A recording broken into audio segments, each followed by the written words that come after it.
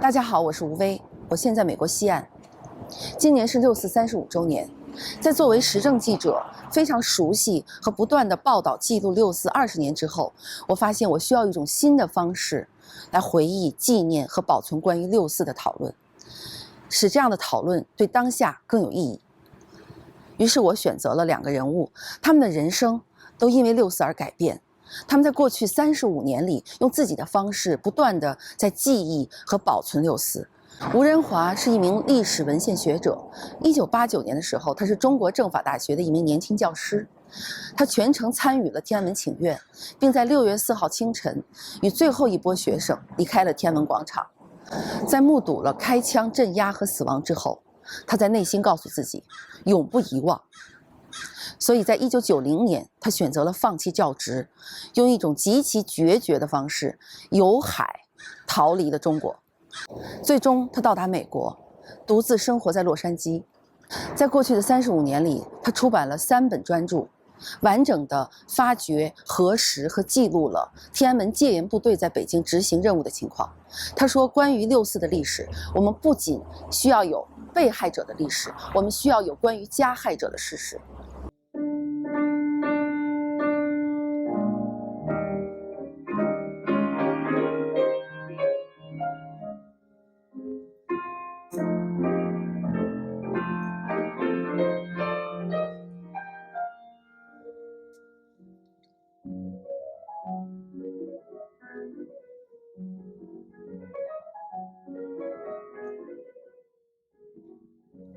如果没有6·4屠杀，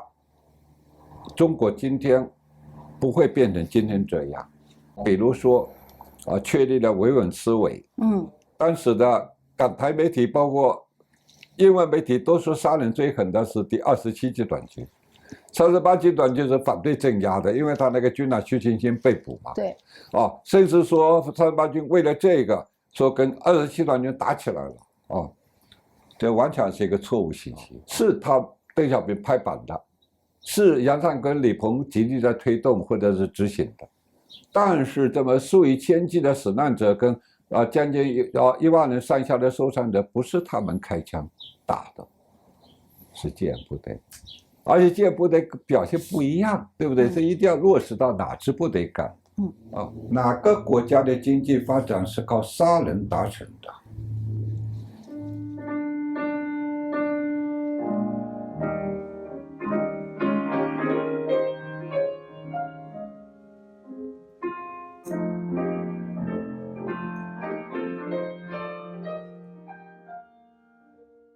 吴老师，我们这次在洛杉矶又见面了，我特别高兴。然后我也挺高兴。这次又来的话，也是弥补我上一次5年前的一个遗憾。就我们当时在 BBC 中文的时候，也做了您6·4 30周年的一个专访。那当时因为电视台时长的限制，所以其实有好多没有讲的故事。您一共写了3本书吗？关于6·4的，您这10几年的信息整理、事实核查，然后有哪些你认为是所有人都应该知道的？现在35年了，我们回头再去看一下，很重要很重要的，您认为是您的成果的结论？因为我说过，我通常把1989年的天安门事件分成2大部分，就是89民运跟6·4屠杀部分。89民运部分的话，比较，我想，大家要了解的就是说整个这个89民运的真相真相主要说一个是学生的诉求是什么，你了解了学生诉求以后，你才能下判断说学生的诉求合理不合理，得不得民心。然后同时呢，相应的就是说中国当局针对学生这些合理的或者是正当的要求，他的措施对不对？这当然我结论是有，因为在证据之上，而中国官方根本没有回应，而且故意的一步步升高对学生运动的那个压制的那种手段最后是开枪镇压嘛。所以这部分我就希望，如果说有线下了解的人，你首先要了解学生运动整个诉求是什么。然后才知道合理不合理、正当不正当。你不能轻易的就说，不了解这些，轻易的把学生运动就抹杀了。嗯然后同时呢，就是要了解中共当局整个8·9民运期间他应对的措施对不对？他有没有对学生的合理的、正当的要求做出回应？有没有善意的回应？但是比较重要的东西，我个人因为因素我的重点也是在六四屠杀部分这部分比较重要的东西就比较多了你首先就是受害者跟加害者所以受害者他们母亲群体在丁正林老师带领下，在很非常艰难困苦的情况下这么多年已经收集到203人，最新的是203人过去都202人这是一个非常了不起的一个成果了就记录了203人死难者的名单，详细的信息，而且一个一个核实出来的信息当然只是死难者里头的少部分多数会找不到因为一个他们没有寻找途径一个有些受害者他自己不会主动站出来说要站出来说，可能当局又会采取什么非理性的措施，所以呢，这个寻找是非常艰难的受害者部分。所以我原来多年前我就一直想再做一份六四受害者的名录不是死难者名录。受难者名录的话呢，范围可能更广包括受伤者。要按照我军人，我知道战争的受伤跟死亡的比例嘛，通常都是1:5，死一个军人的话，可能3、5个军人。那你说六四如果假设我们大家认同说是死亡2000人，那你想受伤人至少1万人，所以你要收集的范围更广。我说这些人也是受害者的一部分。很多人受伤致残，比如说去世不久的北京的工人齐志勇受伤以后失去了一条腿这样的受伤者很多，也是受害者呀。对，也是受害者嘛我说受害者名录然后包括六四以后全国性的大逮捕、大判刑受害者更多了可能超过这受伤的1万人全国范围的。然后包括最开始的时候，北京官方报道说北京判了8个人死刑其中只有一个因为后来2审的时候发现说是一个弱智，才判死缓，枪毙了7个人。上海公布了第一批枪毙了3个人，后来因为国际社会反应太大中国官方不公布这个判刑的结果，所以说加上判死缓、无期、各种有期徒刑的话，那全国人数是非常庞大的所以这个名单受伤人名单、被判刑人的名单，这个数目很庞大。所以原来想做一份这样的名单，但是这个工作很艰难我收集了一部分很艰难。难度不会亚于那个死难者，因为他人数更多，范围更广大逮捕是全国性的死难者只要发生在北京我一再说一个记录一件历史事件、悲剧性事件，必须最基本的必须得有受害者的资料另外一个就是加害者资料。所以我就说戒严部队官兵特别是那些镇压比较积极、开枪杀人的部队官兵要做记录。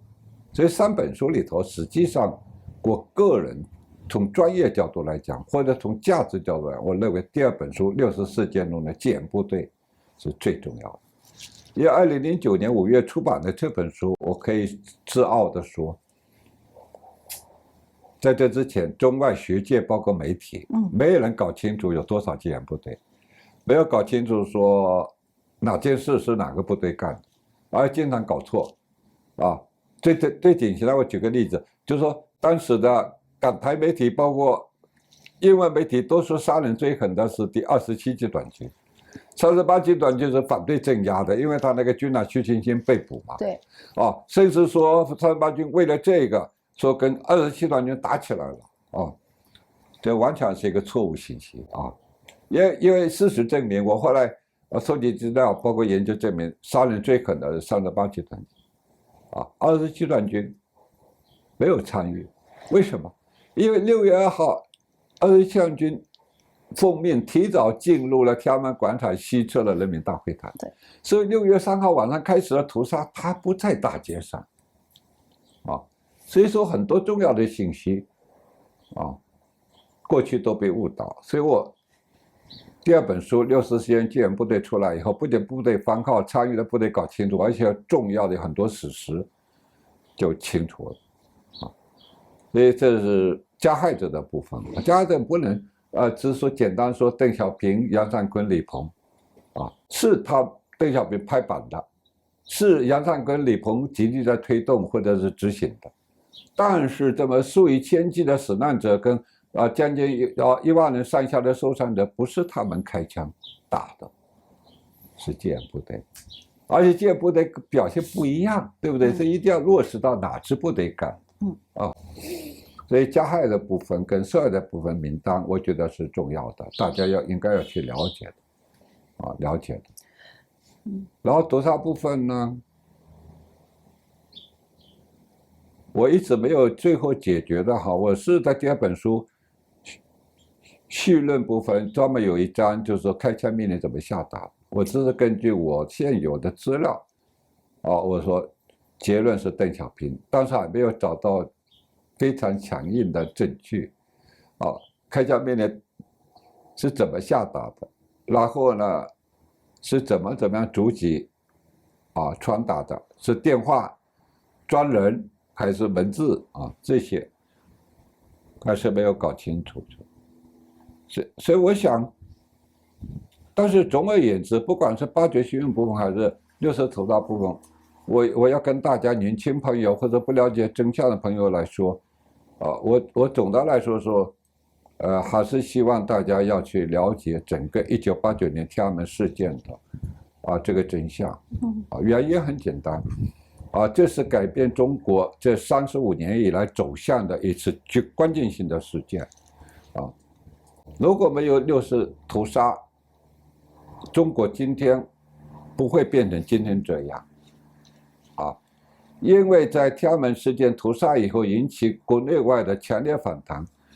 共产党政权当时面临内外交困，所以60以后，他采取了新的对策，比如说，确立了维稳思维，维稳思维主要2条，一条就是说稳定压倒一切，这是悠悠万事为此为大，所以不管经济什么的话，一定要保持稳定，就是维持政权。第2条就是将所有的不安定因素消灭到萌芽状态，就说你3、5个人，你哪怕举着共产党万岁上街，第一时间要把你扑倒，现在就这样嘛，不让你就形成大规模的，然后镇压以后代价很大，所以这2条就是成为中国当局的维稳的一个思维，这是60屠杀以后，然后相应的他就建立了维稳体系，首先把14个野战军的师人员不动、装备不动，变成武警部队的机动师，就增加维稳的力量。对，理解。然后当然还有很多关于维稳体系，但是越来越庞大，越来越严密所以维稳经费早就超过军费，都是60镇压带来的。你今天不能说是习近平时期才有维稳体系的，然后另外就是，比如说他60有措施，因为意识形态崩溃了，人家不相信了，因为是所谓的人民政府动用所谓的人民军队镇压手无寸铁的人民群众，那人民政府人家还相信你吗？人民军队大家相信，所以共产党也知道这场屠杀以后，传统的意识形态站不住脚，所以呢就改用爱国主义作为主旋律。所以过去都是跟我们灌输的都是马克思主义、列宁主义、毛泽东思想，那些改革开放那10多年、80年已经不相信，经过屠杀以后更不相信，所以就爱国主义。这个措施一实行以后，伴随而起的就是强烈的民族主义情绪，所以到了2008北京奥运会，那时候到了第一个高点。对，然后中国经济又高速发展，成为第2大世界经济体，就厉害了。我的国就越来越那个狂妄，就是民族性越来越高涨。这也是因为60以后爱国主义主旋律带来的，变成今天的。另外我可以讲第3个，就是说很多了。我就讲最后第3个60有措施，因为共产党本来这个政权合法性就不足，也是拿枪杆子打下来的，不是选票选出。那64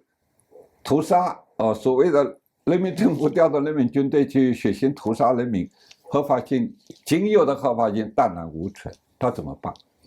所以他就用经济成果来作为执政的基础跟依据。所以60以后快速的放弃了所有关于性资性社的争论开放经济领域全部开放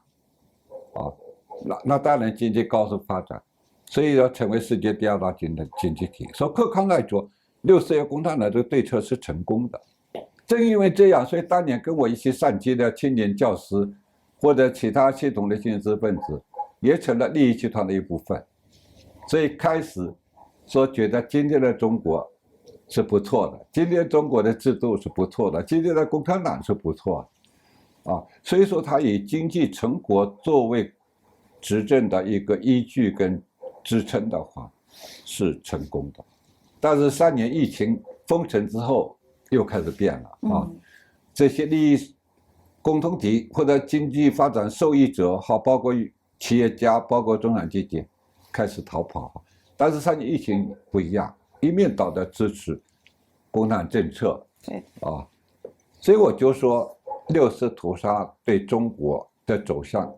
影响是最重要的一件事情。而且因为60屠杀包括60有中共新的对策，造成了今天中国的状况。所以他不是说单纯是因为习近平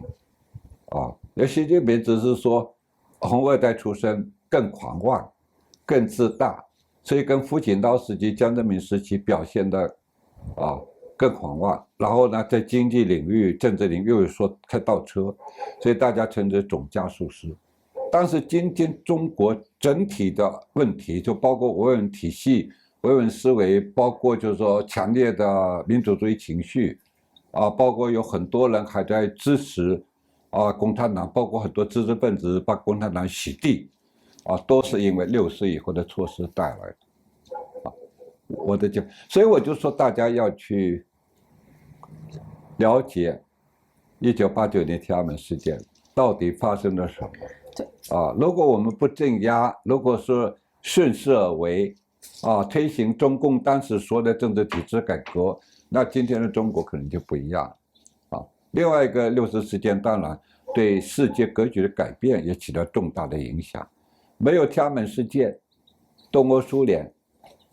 各国政权不会垮台，因为他们也是有样学样出现了大规模的群众的反抗运动街头运动，然后很多国家的军人指挥官出于60屠杀以后在国际上强烈遭到谴责的情况，他们不愿意开枪镇压。您说这个世界就整个东欧和前苏联他们也都有参照或者看到中国89就天安门事件的整个的这个对，因为斗争方法和最后镇压的手段，所以他们有所改变。对，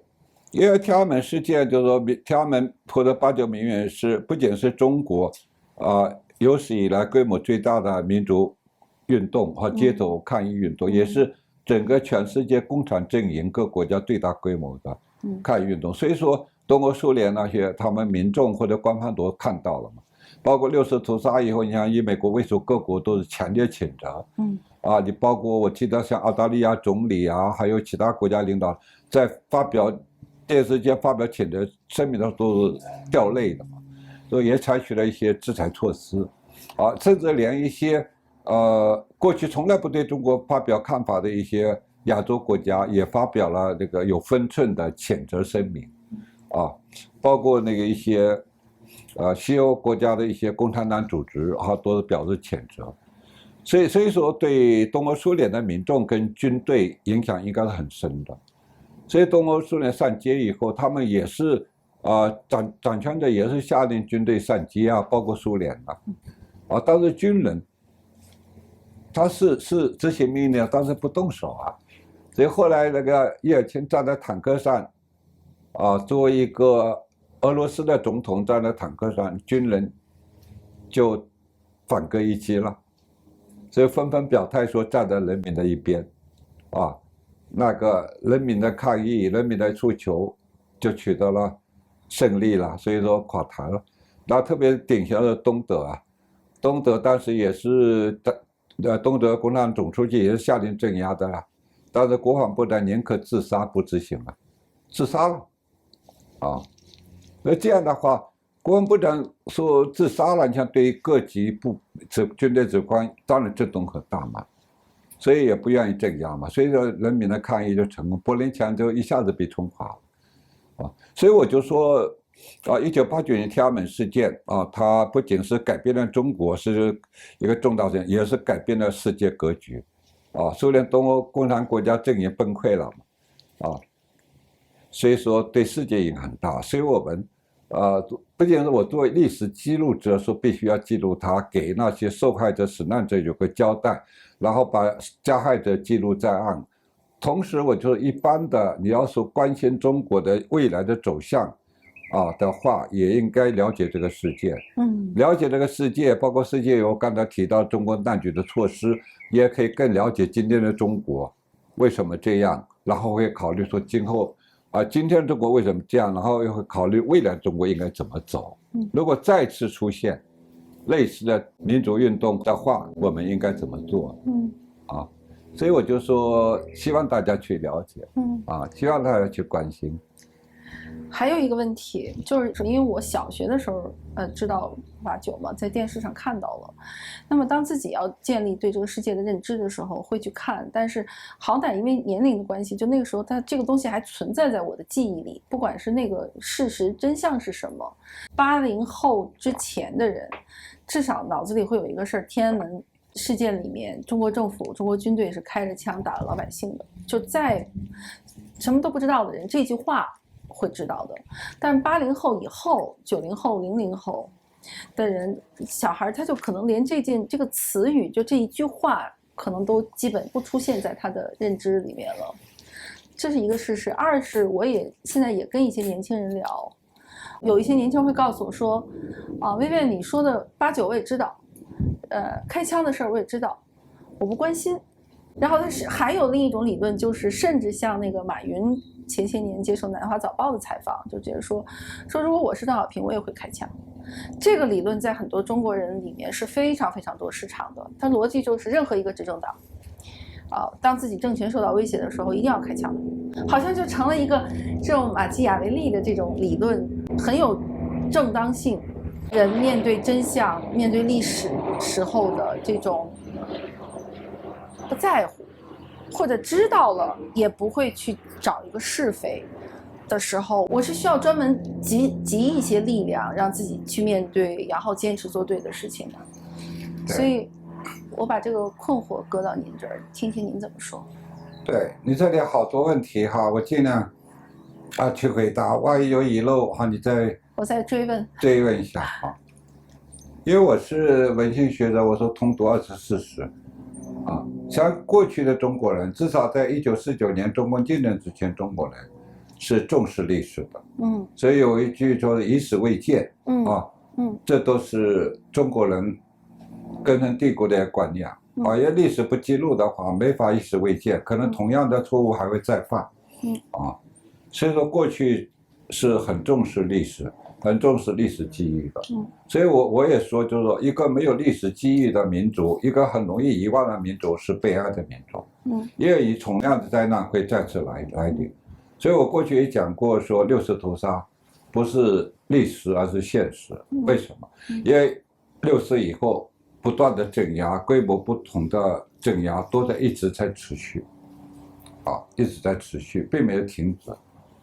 这就是因为我们没有对64屠杀做一个很好的历史的鉴定，给他一个正确的一个评价，因为到现在很多人不知道真相，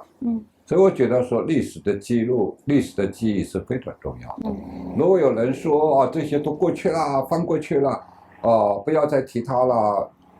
我们过现在生活就好了，那我可以肯定的说，以后还有可能发生类似的悲剧性的事。60事件可能没有死到你，没有死到你的亲友，但是总有一次事件，可能会死到你的亲友。简单说3年，疫情、风控、清零政策，我相信很多抱这种观念的人，他的亲友受到伤害。如果60以后中国能够经济政治体制改革越来越向正常的国家发展前进，我想不会出现像清零跟封城的措施，因为世界各国都受到疫情的很大的冲击，包括美国，包括我这6年居住的台湾，也有一些防疫措施，但是没有说清零封城，因为清零封城造成了很多次生的灾害，对很多有固定疾病的人，需要每天到医院说去洗肾，这些人，或者有心脏问题的人突然爆发都不能及时送医，最后死亡，包括一些因为封城造成精神压力的人跳楼自杀，很多呀。可能中国全国范围这个数字是不小的数字，所以说都是因为我们没有对64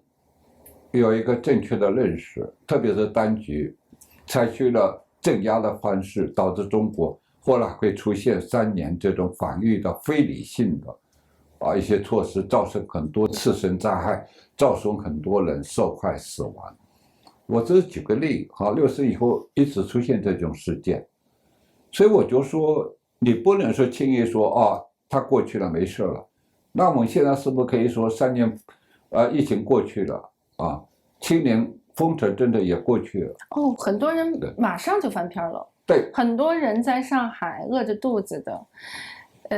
马上就翻篇了，这才1年。对，所以说如果是这样，我就像我刚才说的，没有历史记忆的民族，悲哀的，同样的灾难还会出现。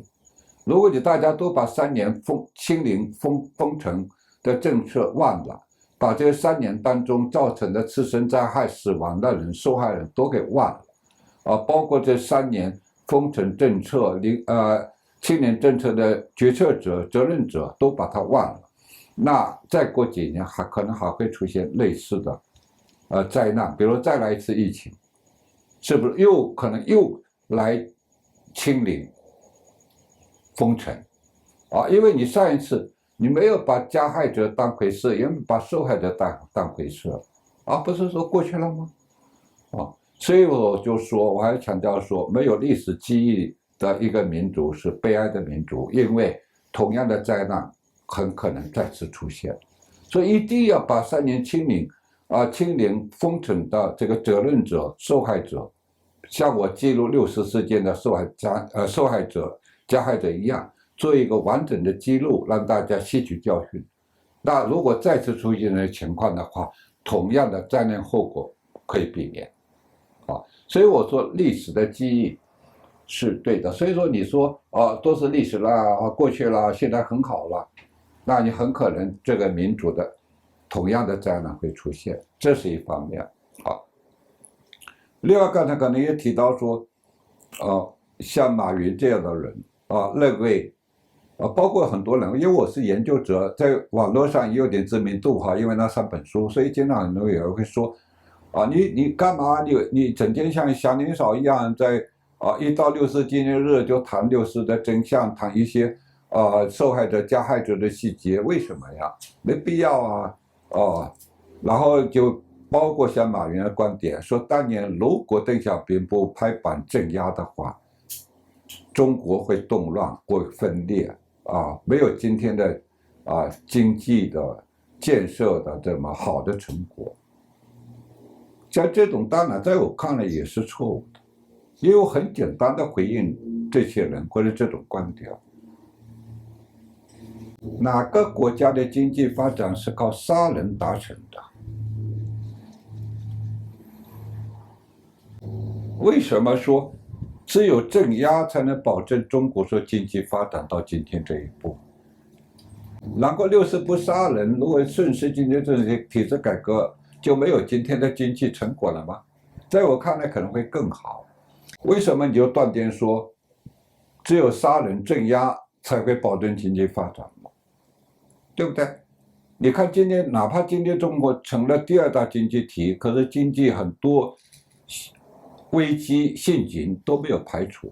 那这几年已经看出来中国经济已经开始出现问题，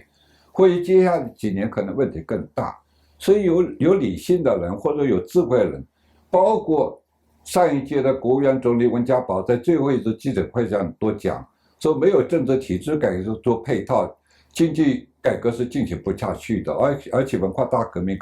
可能再次来临。现在的情况越来越证明温家宝这个警告可能是对的。如果再过5年以后，或许中国经济会出现更大的危机，这几年已经看到危机，所以我就说，一个现代人，一个有理性的人，你绝对不能认同说，为了经济发展去杀人，把杀人镇压作为经济发展的前提，没有一个正常国家是这么做的。很多国家经济都在发展，所以你说中国人，不要说马云，任何一个中国人，如果认同这种观点，而且公开传播这种观点，那你的后果就伤害了整体中国人的形象。一个现代的人、文明的人，不可能认同说把杀人作为前提，哪怕你的目的再美好、再高大上，现代的人、文明的人是绝对不会接受的。还有一些就是伪命题，今年35周年所以我也开始在发89年的一些资料就也有人跟贴说你们上台比共产党还糟糕，你们比共产党还坏。我想这是伪命题。我们什么时候想上台了？89年我们参加民运，完全说希望说国家变得更好我们没有说要推翻共产党，没有说要取代它，我们只是希望他们按照自己所说的政治体制改革一步步来，对不对？到了海外，我们坚守我们的立场，继续对中国共产党进行批评，对一些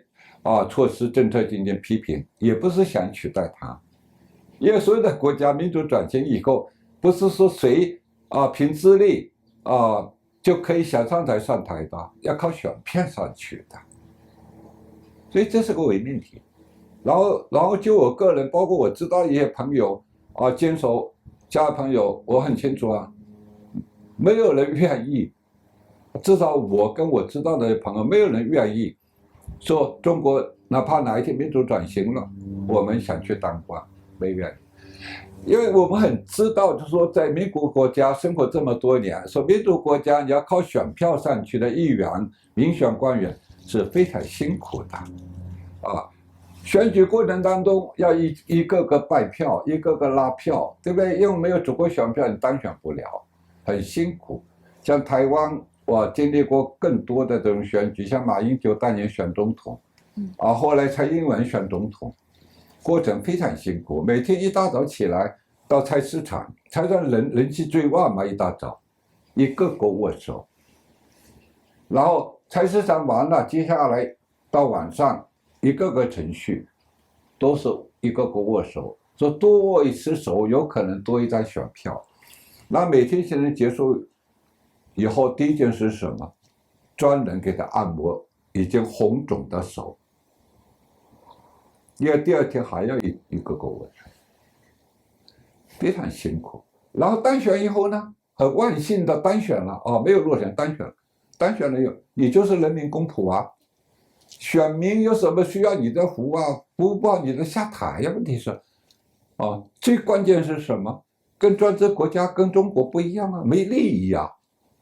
那在中国的话，多大的权利就有多大的利益的官越大利益越大。所以我说选举很辛苦，当选以后又辛苦，然后有没有利益？我干嘛去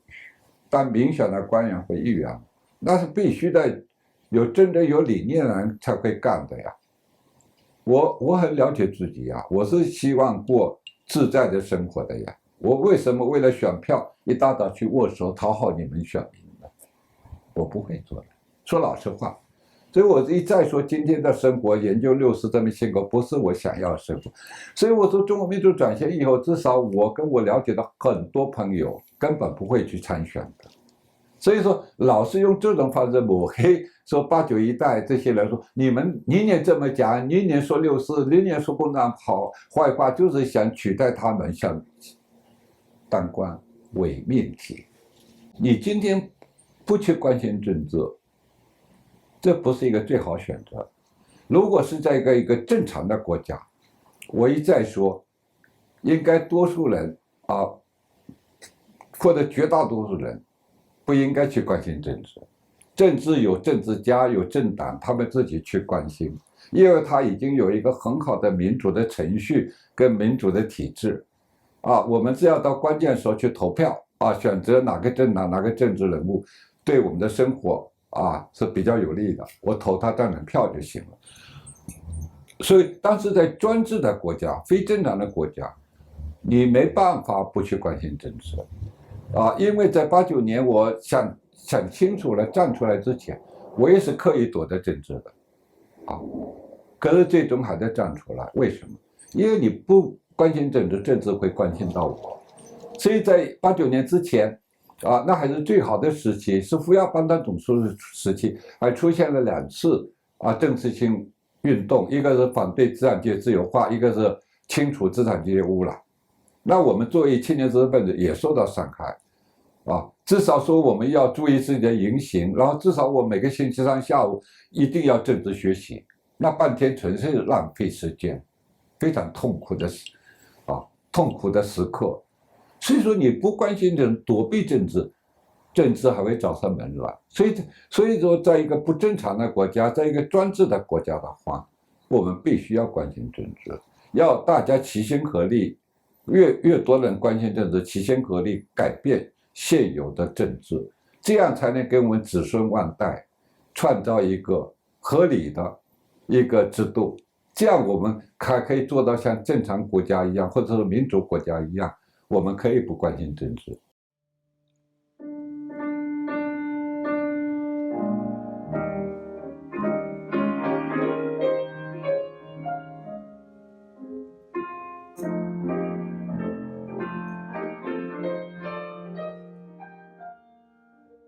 说官方以反革命暴乱作为理由，说戒严部队不得不开展镇压，这是谎言。说学生没有建好就说，我说不成立，因为没有事实依据，你说不出好在哪里。对，然后你也说不出学生激进在哪里。要说学生绝食是激进的行动，在和平理性、非暴力抗争当中，绝食是很正常的呀。啊，那著名的代表性人物甘地绝食了多少天、多少次啊？曼德拉，所以刘晓波后来为什么去关南绝食？啊，我想法我很清楚，他就说我不跟学生一样在关南绝食的话，我就没有话语权。所以柴玲到底是什么时候离开广场？最后一刻离开，大概是在6月10号清晨5点半的时候。要打破体制，啊，这个过程当中最需要的就是勇气，没有别的。现在在讲您整个在天安门的这段经历，对，因为这段经历是您在书里头反复讲过的，就是你为什么能成为这个记录者和目击者，因为你真的在那里。现在把您的亲历的几个点来讲清楚。现在回头每次想到讲64，你认为一定要讲的关于你自己的部分，您觉得是一定要说的话。因为所有的知识分子，我们在中国长大都知道，站出来做带头人抗争的话，后果非常严重啊，轻的可能开除教职，重的话可能还要入狱。我老说我是江湖人哈，注重这个侠义，我就说，只要我是觉得对胡耀邦有一份愧疚，因为胡耀邦下台，主要官方的原因就是说，因为反对资产阶级自由化不利，最具体表现在就是1986年底发生在北京还有安徽的科技大学发生的这个学潮，那北京主要是在北大这些学校校内有大小自爆。然后最典型的或者高潮的是87年元旦那一天，在天安门广场集聚了各高校的学生，主要是以北大为主。我那时候已经在政法大学教书，当时我也是第一时间赶到天安门广场，经历了整个过程。当时官方我跟你说，你说他聪明也好，或者说他下作也好都可以，提早头天晚上把整个天安门广场50万平方米地方全浇上水。那到了第二天全程溜冰场了嘛，结冰了。这样的话学生上去就滑倒，上去就滑倒，然后学生手挽手上去，警察稍微一推，成排的倒，就没法集结成游行的队形。我在现场一直看的，所以官方事后是大概逮捕了大概一部分学生嘛哈，但是在校方的压力之下，后来也很快释放。所以扶摇班就是因为86年底没有就是对学生采取镇压行动，而且表示宽容。可是在87年初，扶摇班被迫的非程序性的被搞下台，而且违心的做了检讨。我觉得这个过程我一直有观察，所以我觉得作为一个有良知的青年知识分子，我觉得是对他是有愧疚的，因为他曾经这么努力的来保护青年知识分子，可是在他落难的时候，我们没有站出来给他说一句公道话。所以这样突然逝世的话，我说这时候我们如果再不站出来说话，我们算不算一个有良知的知识分子？所以我就想，再大的风险我得站出来。所以我们几乎是比较早得到他死讯的，因为4月15号当天中午，陈小平从外面回到小平房，第一个见到我，因为我那个小平房6号正对着那个小院子大门，所以就跟我说扶摇班去世了。当时我很震惊，我说真的吗？说真的，因为他是说从世界经济导报驻京办事处主任张伟国那里得到的，因为张伟国媒体人，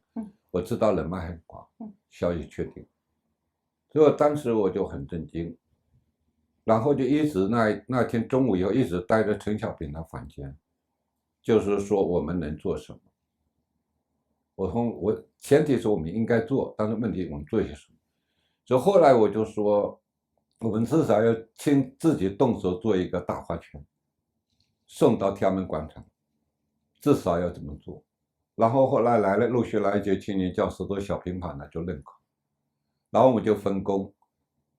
做大花圈有很多材料嘛哈，大家分工去找材料。然后陈小平呢，我说你太敏感了，不要出面，因为你有前科，因为1986年的北大918学运他已经是出了名了，差一点就开除党籍、开除学籍。我说这事你不要出面我来分工人的做什么。所以呢，第二天16号我们就把那个直径2米以上大花圈做好了，要醒目然后就为了让更多的师生知道，特意放在教学大楼门口大花圈。然后我又起草了一句话的通告说指定于明天下午1点钟在东校门集合，前往天安门广场进行划圈。没有落款，因为落款有组织的话问题就大了所以我们都知道。所以呢，这样呢就吸引第二天下午1点钟吸引了大概有500-600名的那个师生，所以普子讲他们都在那队伍里头，也第一次被我带上政治运动的第一线然后校方呢为了阻止我们有更大影响，说可以派车来回接送。那我跟陈小平当然拒绝，因为我们的用意不是献花圈，献花圈只是对扶摇班做一个表示因为我们愧疚欠他。主要我们想利用鲜花圈造成一个事实上的游行所以你要派车来回接送，我们就没有游行了，对不对？所以这单程就要3个小时，那你要来回6个小时，影响多大呀？所以一路上我带头喊口号，自由万岁民主万岁什么的然后包括悼念扶摇班的口号影响多大呀？所以我们拒绝。所以事实上，我们就成了89民运第一次有组织的游行。这为什么89年我是会站出来？就我个人来讲，主要是傅耀邦。然后就到了广场。其实现在看6·4就是2个月都不到的时间，但是就留在所有人的脑海里。现在回头去看6·4的这个过程的话，包括我看今天胡平老师还在推特上又发了这个，他就是又谈到，就是其实在那个环境下要有个政治斗争策略，就是见好就收，这个见机就上，对吧？今天还在有讨论这个事情。当然，这35年反复在讨论的就是这个问题。就现在您在今天我们的35年在看这个，包括现在，实话说还有白纸运动这样的最新的这些年轻人，最新的这些民主的诉求和行动，您现在再看6·4在广场上，您觉得您个人也好，或者你们这边参与者也好，有哪些决策上或者判断上的准确或者失误吗？因为我过去因为时间跟精力的因素，所以我只能重点的去研究6次屠杀的部分。因为我通常是把1989年的天安门事件分了2大部分，就89民运部分跟6次屠杀部分。所以后来严家琪老师还很赞同我这种分法，说我是第一次把它分作2部分，更清晰了。然后我又是从第一天的游行到最后的清场，我都是在第一线的亲身经历中，加上这么多年收集资料，对资料的掌握，也是很完整，所以我可以说没有人可能比我更了解这场运动。但是因为主要的时间精力的因素都放在6次屠杀部分，所以学运部分我这么多年没有出过书，也没有说专门去论述。当然你今天问到这个问题，我不是针对某个人胡平是我在北大的启蒙者之一所以我对他也很尊重当然我不针对他，我是针对他那种评论或者一些认同者相同的评论，坦率地说我是不认同因为我就说你按照逻辑来讲见好就收，前提是见好。没有见好怎么说？那89民运的话有见好吗？对，什么是好对你有见好吗？对不对？你如果没有见好的话，就谈不上就收嘛。所以逻辑上是这么讲嘛前提要先成立嘛然后就89年学生一开始是7条诉求其中只有1条是有政治性的，就是新闻自由，允许民间办报。其他什么官员公布财产都是正常国家应该做的，包括说提高增加教育经费，提高教师待遇，包括说反对关岛就总共7条，只有1条是有政治性的，关于新闻自由。所以我就说学生一开始诉求是很低的，根本没有说要推翻共产党，推翻社会主义制度。都是共产党后来人民日报12/6社论硬给他加上的，没有根据。这7条要求官方一直没有回应也就是说没见好。而且官方又在4月26号出了人民日报，给他说一场推翻社会主义制度跟共产党领导的动乱必须旗帜鲜明的制止杀气腾腾，然后明显的发出镇压的讯号。所以说这官方没有一个善意的回应，然后学生下一步就是被迫举行无限期绝食在天安门广场。所以很多认为说有些所谓的公共知识分子也好，对吧，知识分子也好，说学生绝食是激进的行动。在和平理性非暴力抗争当中，绝食是很正常的呀。那著名的代表性人物甘地绝食了多少天多少次曼德拉台湾的施明德这怎么说是激进呢？这很正常的非暴力抗争的手段，而且是伤害自己健康的方式，没有说伤害到社会跟伤害到他人然后这个绝食情愿只提出2条要求，比7条要求更低更卑微。1条是摘掉动乱的帽子因为我不是动乱。对啊，我其他要求呢没有提，其他要求没有提到推翻社会主义制度啊。都是针对李鹏给的那个动乱的那个定义嘛。对，我就说学生这要求是很正常的，对不对？莫须有这帽子你给我摘掉。第二条，平等对话，就要求官方跟学生平等对话，要求很低微，没有任何政治性。官方照样没有接受，而且调动20多万全副武装的军队进入北京，宣布戒严，最后大开杀戒。所以我说整个运动啊，我一个参与者，一个是我是研究者，掌握完整的资料啊，所以我说你们提这个东西理论上是成立的，见好就收，见坏就散，做一个运动的策略，或者做一个非暴力抗争的一个策略是成立的，但是你要把它套到89民运，或者套到香港的反送中抗争，你就不符合事实了。因为89民运从头到尾都是和平理性非暴力，一直到军队占领我们所在的广场，我们都是和平理性非暴力。所以我就说，见好就收，你放在89民运这个评价上，说学生没有见好就收，我说不成立，因为没有事实依据，你说不出好在哪里。对，然后你也说不出学生激进在哪里。学生最激进的就是绝食，我刚才说了，绝食是什么回事？伤害自己。对，那你也可以说曼德拉激进，说这个甘地激进，说施明德激进，这就是非暴力抗争的代表性人物，公认的。你能说他激进吗？不应该绝食吗？对。您刚才讲到这个特别好，因为我们现在35年再回头看哈，连我一个后辈，但我因为做时政已经报道了20年了，我都有的时候都会觉得公众的疲倦，一方面是记忆的不断的被消失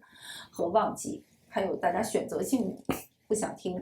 另一方面就是反复的问题又在反复的拿出来说，可是社会运动、社会政治环境的是不断往前滚着变化的。您刚才提到了反战中，香港这个反送中这个过程中间，其实到香港现在也没有真正有机会好好公开总结这个事情。可是因为我知道您是一直在跟年轻人交流的，就有这个问题，就老是在说，年轻人要学习89的经验，当共产党要镇压的时候，你们就不要给他镇压的机会，这是一种口文。第二就反复说是因为怎么样从和平理性的游行最后变成了黑暴，然后才导致了镇压，就是这些话题在反复的不断的出来，然后其实在实际的效果中呢，是在推开很多参与者的参与意愿的，甚至会觉得我们都是理性的，让理性可能就有谈判的余地，就有空间了，就会赢得胜利。如果一极端，最重要的一个词就是不要太极端，一极端好像就会引发镇压。这样的讨论，您总结一下吧，您怎么回应？对，所以说我说从理论上去讨论非暴力抗争的方式，或者讨论见好就收、见坏就散类似的东西都是可以的。但是你不能轻易的把这些作为某一场运动的一个结论因为你没有在这个运动当中没有你所说的这种事实依据如果你硬要这么说，他们的结论很多人就因为根据这个说学生没有见好就收，那就是说最后的镇压官方是相当程度上是学生造成的。当然客观上这样就是说官方的学生镇压是有依据的，或者是有理由的，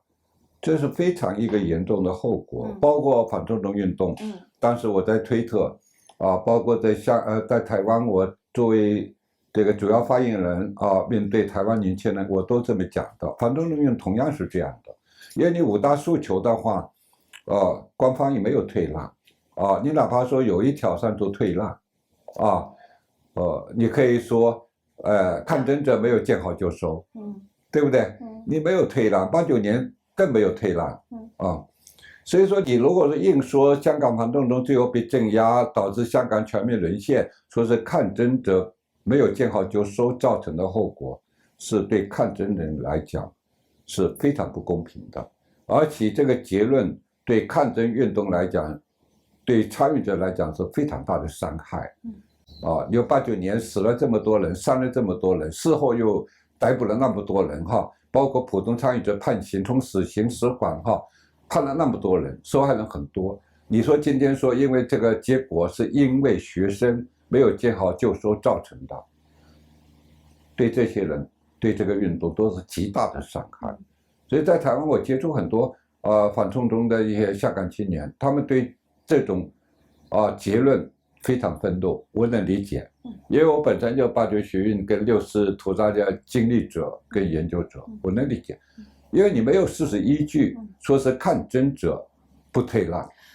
因为妥协退让都是双方的，对，善意也是双方的，然后主动权还在当政者方面，批评者好像在反思，但是批评的矛头最后就指向了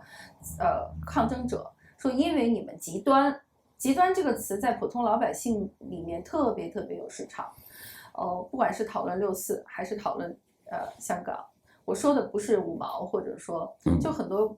跟着这个宣传话语思维走的普通受众哈，就会说太极端了，极端导致镇压。怎么定义这个极端？还有就在广场上有什么极端的行为？因为您书里也专门写到，我昨天又专门的看您当时的细节，您还讲了到最后了，都6·3的夜晚，6·4的凌晨了。当你们截获的2个到了广场上的装甲车，然后有愤怒的市民在抓那几个军官，装甲车上来的8、9个军官的时候，你们仍然在保护这些军官。所以你也用各种各样的目击者的事实和证言来证明，学生到最后1分钟都没有极端，包括普通市民也没有极端。然后你也论证了，就是说，如果真要说有以暴抗暴，是谁是暴在前，谁是暴在后？对，这是我作为读者哈，我的一些问题搁在这儿，想听您整个再把它讲清楚。因为我是搞古文献，但是我至少说我们搞古文献人是遵循这个有一份证据讲一份话。所以说你89民运的话，真的是从头到尾没有违背和平理性非暴力的原则，然后学生方面也没有所谓的过激行动哈，所谓的最激进的也就是绝食，刚才说过了，绝食怎么回事，对不对？但是我在几本书里头，就像你刚才说，我是实事求是，没否认说北京在6·4镇压过程当中，民众有出现一些暴力反抗的行为，但是后来我为了能够拿事实来说明是怎么一回事，所以我特意就从中共官方在6·4镇压之后宣扬共和国卫士的所谓模范事迹的书籍当中，好像共和国卫士戒严一日我就找出一些案例，就是专门写文章，就是6·4戒严部队军警死亡情况，这一查到总共死亡15个人，15个大概是8个人跟民众的任何暴力行动没关系。还有一个什么心肌刺激猝死的那个。对，也有5个38集团军是因为自己在拐弯，在广秋惠路口拐弯的时候翻车了，然后油箱起火了，然后车上又装满了那个运往天安门广场的防爆器材，挣脱不出来，所以有的挣脱出来了，比如说坐在前面驾驶室的，然后坐在车厢最外头的，然后其中有5个因为满车的那个抗爆器材、铁丝网卷筒式的铁丝网的，所以这个跟民众暴力没关系然后一个是在6·4以后巡逻途中病死的，没关系。然后特别典型有故事的就是38集团军政治部的宣传干事，就于荣禄少校因为跟着部队向天安门开进，当部队遭到民众的拦阻他急于要完成自己的任务，因为他宣传干事要摄影嘛，要记录嘛，所以我说他也是立功心切，然后不听那个带队的团长政委的劝告，化了便装，拿着照相机前往天安门广场，途中被戒严部队开枪打死了。因为戒严部队跟官方最忌讳的就是留下杀人的记录，而且在夜里的话，当时的照相必须闪光灯，一闪的话就成了他最好的目标。对，鱼龙路，所以跟民众没关系。说反正只有7个人，我客观说跟民众抗暴有关系，但是从官方的那个资料里头很清楚，这7个人的死亡地点跟时间，特别是时间，没有一个时间早于1989年6月4号凌晨1点钟。那大家都知道，开枪是在6月3号晚上9点钟，所以都在军队开枪杀人以后，所以我后来的这篇文章我搞清楚，用官方资料把它这15个死亡军人一一把他死亡的经过写清楚。最后的结论我就说，戒严部队开枪杀人在前，部分民众被屠杀记录以报时报在后。戒严部队军人开枪杀人是因，部分民众被屠杀记录以报之报是果，这样的时间先后因果关系就清楚了。所以这篇文章后来在网络上很多人去引用去反驳五毛也好，自刚五也好，因为这个时间很重要，这就是我文献学考据学我们所强调的时间、地点、人物。对，那个时间官方的时间不是我编的，官方的出自共和国卫视，出自戒严日，我清清楚楚给他写上。对，所以就6·4关键性的一个问题，就你刚才提到，就是这个，是北京是官方所说先有反革命暴乱，还是后有镇压？这个是关键性问题，所以我用这篇文章把它说清楚了。说官方以反革命暴乱作为理由，对戒严部队不得不开枪镇压，这是谎言。谎言。对。还有一个明显的经常会讨论的话题，可能有的时候是小圈子，有的时候也不是，就是关于柴玲就是在广场上的决策，包括到最后他是保卫整个广场指挥部的总理，然后那天民主大学开学第一课，结果很快就开枪了。围绕着6·4这群学生，当年的学生领袖一个最大的争议就是柴静在那个罗马的那个纪录片里头呈现的，就是在酒店里哭哭啼啼的说，我要他们我需要有流血，但最后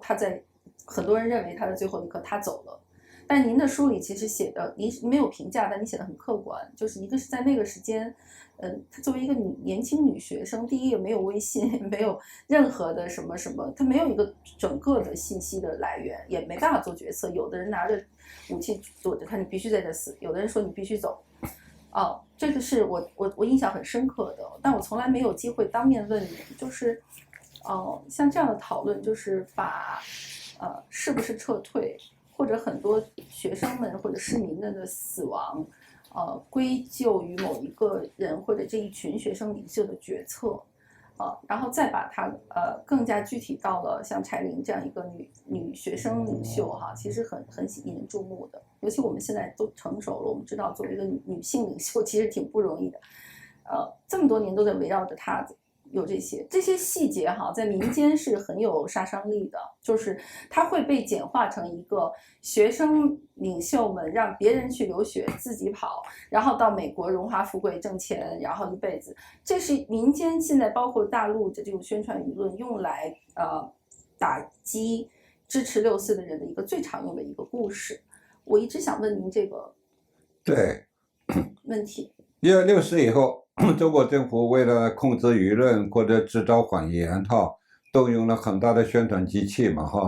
我刚才提到说先有暴乱不得不后才有镇压，然后包括说还有个镜头，我当时在逃亡过程也看到，说沃尔开西在绝食期间在北京饭店大吃大喝。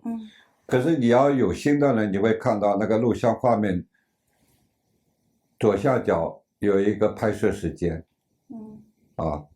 根本不是绝食期间，是绝食结束以后。实际上是后来我当然收集资料研究，只要知道是几个香港专上学联的代表那个会长就是那个林耀强嘛，就绝食之后在北京饭店请沃尔开西吃饭时间不是绝食期间，可是中国官方就把它说成绝食期间你作为绝食的学生领袖，你在那大吃大喝，所以影响当然非常恶劣。其实不是的，那个画面也说明当时的60之后，很多中国官方的媒体的人还是有良知的，故意捣乱，给他留下了一个拍摄时间，知道吧？所以有些的观众一看就知道。所以蔡依林那个事也是这样，我觉得，因为后来为什么很多人很讨厌那个卡玛的纪录片就《天安门》，就是因为那个纪录片可能给观众留下的印象，因为纪录片里头提到蔡依林接受外国那个，实际上这留学生不是记者那个在饭店采访嘛，说期待留学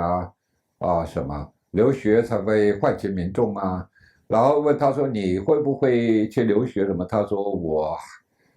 不相识，对，我不相识还很激动的哭了。但问题是你卡玛你知道这个影响很大的话，你至少在最后广场清场部分，它也有画面嘛，应该要显示蔡依林还是在广场上因为我的书我的客观记录，所以对很多人很多学生领袖，包括我当然有自己的看法，有正面的有负面的有满意的有不满意的，但是记录事实我还是不能以个人好恶来记录。所以柴玲到底是什么时候离开广场？对，所以我的书里记录很清楚嘛，他也是在最后一刻大概最后一刻离开，大概是在6月10号清晨5点半的时候，就整个戒严部队官兵已经冲上了人民英雄纪念碑最高座基座的最高层，然后学生指挥部后来就临时撤到那上面，所以指挥部已经被那个戒严部队官兵占领，然后呢也被捣毁高音喇叭都是戒严部队开枪把它打哑了，所以我就眼看着就身后几米的地方嘛，我看到他开枪嘛，打得真准，我想因为我也是当兵出身嘛我的枪法真好后来我当然知道他们是特种部队，他是真枪部队真枪，所以那时候蔡依林才离开指挥部，然后带领学生从天安门广场的东南角撤出去。所以你卡玛的纪录片，天安门如果在最后广场清场部分，如果给蔡依林几个镜头，那前面那个说让别人留学，我自己求生，就不会这么负面的影响。因为毕竟蔡依林最后还是改变了态度，还是说跟学生们坚守到最后一刻所以我说我作为一个文献学者，我就说咱们要拿证据来说话。如果今天那个天安门后面如果找我去做一个评论人的话，我当然会讲这个事实，我亲身经历的嘛，看到可是他因为找的几个都是所谓的公共知识分子，戴琴、吴国光和大学同学人很好，然后梁小燕、周舵一面倒的那种知识分子的评论，所以呢等于说就造成更大的负面影响，因为他们都认为学生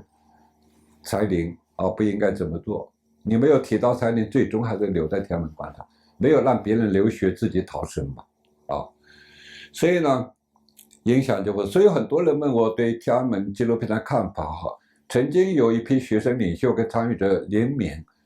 就是控告天安门卡玛，我没参与，因为我客观说我是前面8、9学院部分它的资料是比较充足的，至少在现有的纪录片里，我说问题争议比较大的，或者造成所谓你们认为不良影响的，就是在评论人部分，因为他请的评论人太单一了，色彩太单一因为周舵、戴琴这些都属于那个知识分子，而且成名的知识分子所以我不太接受，我比较坦率的说，有些知识分子本来也是参与者，也是支持学生的，甚至是在知识分子群体当中带头的，可是多年以后好像看法有所改变，对学生运动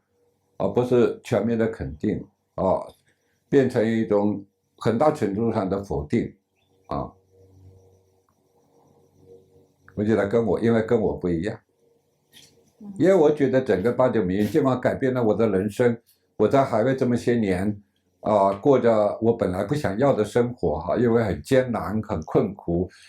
压力哈，心情都跑，本来可以安安逸逸做个大学教师嘛哈，当时我觉得没有什么失去的，这是我自己选择的，我愿意的。但是有些知识分子就不一样，因为在60以前他就已经成名了，在官方有很好关系，风险程度比一般知识分子低。你像戴晴那个背景，官方轻易不会动他呀。然后同时在戴晴的背景是什么？他是红二代啊，只是他父亲没有活到见证啊，所以后来他就，所以也是叶金义的养女啊，他的父亲跟叶金义是同资历的那一代人，所以说他有那种红二代的背景，因为叶金别谁敢动他呀，所以他那个言论空间就很大嘛，所以因为言论空间大，所以在民间享有很高的声誉嘛，你想多敢讲话呀，写那万世卫之时，谁敢写啊？谁敢发表啊？他写出来了，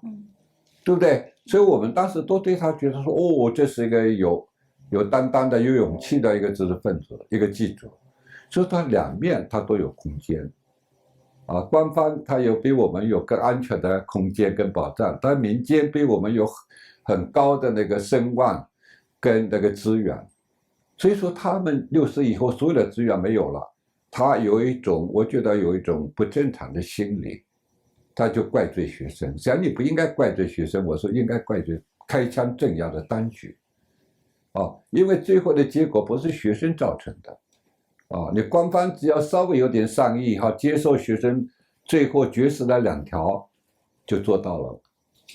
学生就会退了，运动就会从高潮到低潮，赵紫阳不是一直主张接受这2条吗？结果总书记最后因为这个自己都被撤职了，对不对？对。所以我说责任是在当局，你不能现在的怪到学生。可是很多原来在60前就有成名的，已经成了名的，有很大社会资源的，官方民间都有很大空间的这些知识分子，按捺不住的内心的一种，我觉得是对学生的怨恨。我坦率地说。所以我是知识分子异类，我不这么看，我不怪学生，我对有些做法做得好坏我是有数的，但整体上我不会去怪学生，哪怕我失去了原有的一切，我不会怪学生。他们为什么要怪学生？因为原有的一切对他们来讲太美好了，我无非就失去一个大学讲师的位置而已，他们失去可多了。可能现在回头看的一个见好，就是说，我现在一边听您讲，我也在想可能有一个原因就是说，从所谓，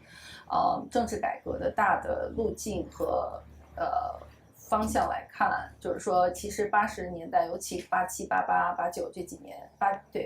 已经像赵紫阳、胡耀邦他们已经开始做党内体制改革了，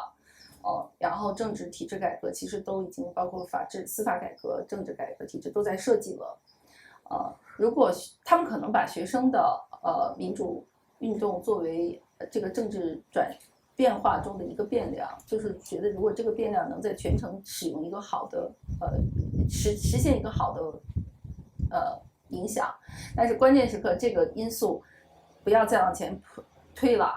然后可以变成政治力量博弈中间的一个相对好方向的变化。他们可能在这个讨论上，就是也有人就是说，如果学生们不是顶着一直占领广场不撤，谈的差不多了就撤了，可能就可以给党内改革派有机会，然后就从上而下的这种政治变革就出现了。我觉得你理论上可以这么讨论呢，谈得好学生就撤，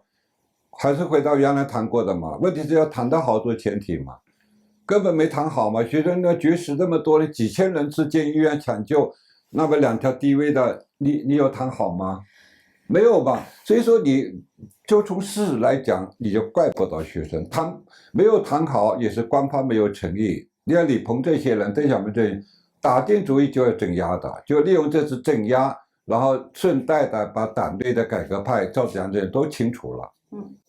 所以他不会跟你谈好的。所以今天没有谈好，没有谈拢，责任不在学生。学生因为要求很低微，你都不接受，这是一个问题。再一个，我就是说，我真的忍不住我对这些精英知识分子我还是坦率的要说我的批评的你为什么要怪学生？学生，你想当年找最有名的这个学生领袖就是王丹、乌尔开西，差点是绝食又站出来，两个人当年才20岁，20岁的学生，大学1年级，能有什么判断？能有什么政治判断？能有什么社会阅历？所以我一再说在反抗专制、要打破体制这个过程当中，最需要的就是勇气，没有别的。你没有勇气，你不敢站出来。我过去也是20多年，是对政治后果的恐惧。勇气，体制打破以后，进入转型以后，我们要再谈素质、能力，勇气可以忽略了。所以说，在那个时候，这些为什么年轻学生20岁学生能第一时间站出来做学生领袖？因为有勇气。为什么比他社会阅历或者学识更好的硕士生、博士生不在第一时间站出来？因为岁数越大，阅历越多，就更知道政治后果的严重性。所以到了学运高潮绝食以后，才陆续有硕士生、博士生站出来。这就是我说的，第一时间站出来的唯一的条件就是勇气。不要谈学识，不要谈政治智慧，不要谈政治判断。你怪到他们吗？那你知识分子比他学识高，比他们政治判断力强，为什么你不站出来带头？你为什么不像我这样，至少带着我的学校的学生去你教室第一时间上街头？你们为什么不做？你为什么要在那里站在旁边指手画脚，然后几十年以后还在指手画脚？对，反送中的时候，大家就说你们不要再指手画脚了，让年轻人们去做吧。对，我是忍不住，我说我这真水香马酱，你为什么在89年的时候不第一时间站出来？假如说你们这些有很大社会知名度跟影响力的人，如果第一时间站出来，那运动至少会比原来发展的更好，可能犯更少的一些错误，你们为什么？现在你反而是你们来怪罪这些有勇气站出来的20岁的年轻的学生，凭什么？合理吗？公平吗？所以我要跟他们当面对话，我当然会这么问他们：你们为什么不站出来？你们不是也追求民主吗？追求自由吗？而且很多人是你们一直给他们启蒙，是不是？当年没有方励哲老师说民主不是天上赐予的，天上掉下来的，要靠自己争取的，学生会上街吗？学生很信奉方老师这句话呀，说我们不能坐等民主从天上掉下来，不是靠别人赐予，我们要自己上街争取，这样才有89学运的一个上街，一个这么大规模的学生运动。当然我只是举个例说，方老师我们都很尊重他。那其他知识分子在80年启蒙过程当中起了很大作用啊，包括未来丛书很多。可是机会到了，学生上街了，你们为什么第一时间站出来带领他们呢？往你们所谓的政治判断方面去走呢？所以说我就说，第一，你不能指责学生，应该指责当局留学生。另外一个，今天说所谓的运动失败，你也不能指责学生，你应该反省自己。你跟我一样承认，因为害怕后果，我不敢站出来，我要看人家怎么越来越多人以后才站出来。我20多年都是硬忍着，北大学潮经历很多次，我最多就是事先写好一张大字报，然后呢背后涂好浆糊，然后几个同学相互掩护，看深更半夜看有没有人有没有便衣，然后啪几秒钟贴上去了，啪走了。最多干过这个，就是因为害怕恐惧，不想被开除学籍。可是你们知识分子精英知名人物不承认这一点，去你大爷的！是你害怕，结果现在不敢承认自己害怕，不敢站出来做领头者，然后反而指责这些有勇气站出来的年轻学生，合理吗？公平吗？所以我一直讲这个逻辑啊，就是这样的。所以反动中年轻人后来我接触很多在台湾，他们就也是这个态度嘛，你们凭什么来指手画脚，对不对？所以我当年为什么在89年从头到尾，我坚持不去做幕后黑手，坚决不躲到后面，坚决不参加所谓的联席会议这些，我就是说我要跟学生一样，站在第一线，啊，我要跟他们真的是同生死共命运，这样才是我一个老师，一个年轻知识分子的本分。所以一直到开枪，啊，到戒严波的包围广场，说实话，我内心也是恐惧的，因为人都怕死，没有几个人不怕死的。但是那怕死的一念过去以后，就坚持下来，就是因为有更重要的东西，你必须要坚守。而且就要问自己做了什么。勇气是要求自己的，策略你要求别人之前，你也先问一下自己曾经做了什么。而且这个可能这个广场运动也好，本来这种无序性、随时变化的，就没有一个说上帝之手统一指挥这件事情。对，我说特别是对一般学者来讲，没有参与过的学者，没有经过学者，他可以去对一个事件做他的所谓学术研究，但是你的前提要尊重事实，得有证据。然后对那些我刚才说的上，对那些亲身经历过的、也参与的这些知识分子，你现在做这样的评论、这么的结论，我觉得不可思议，就是说，因为你是参与者、也经历者，你当时为什么不直接站出来？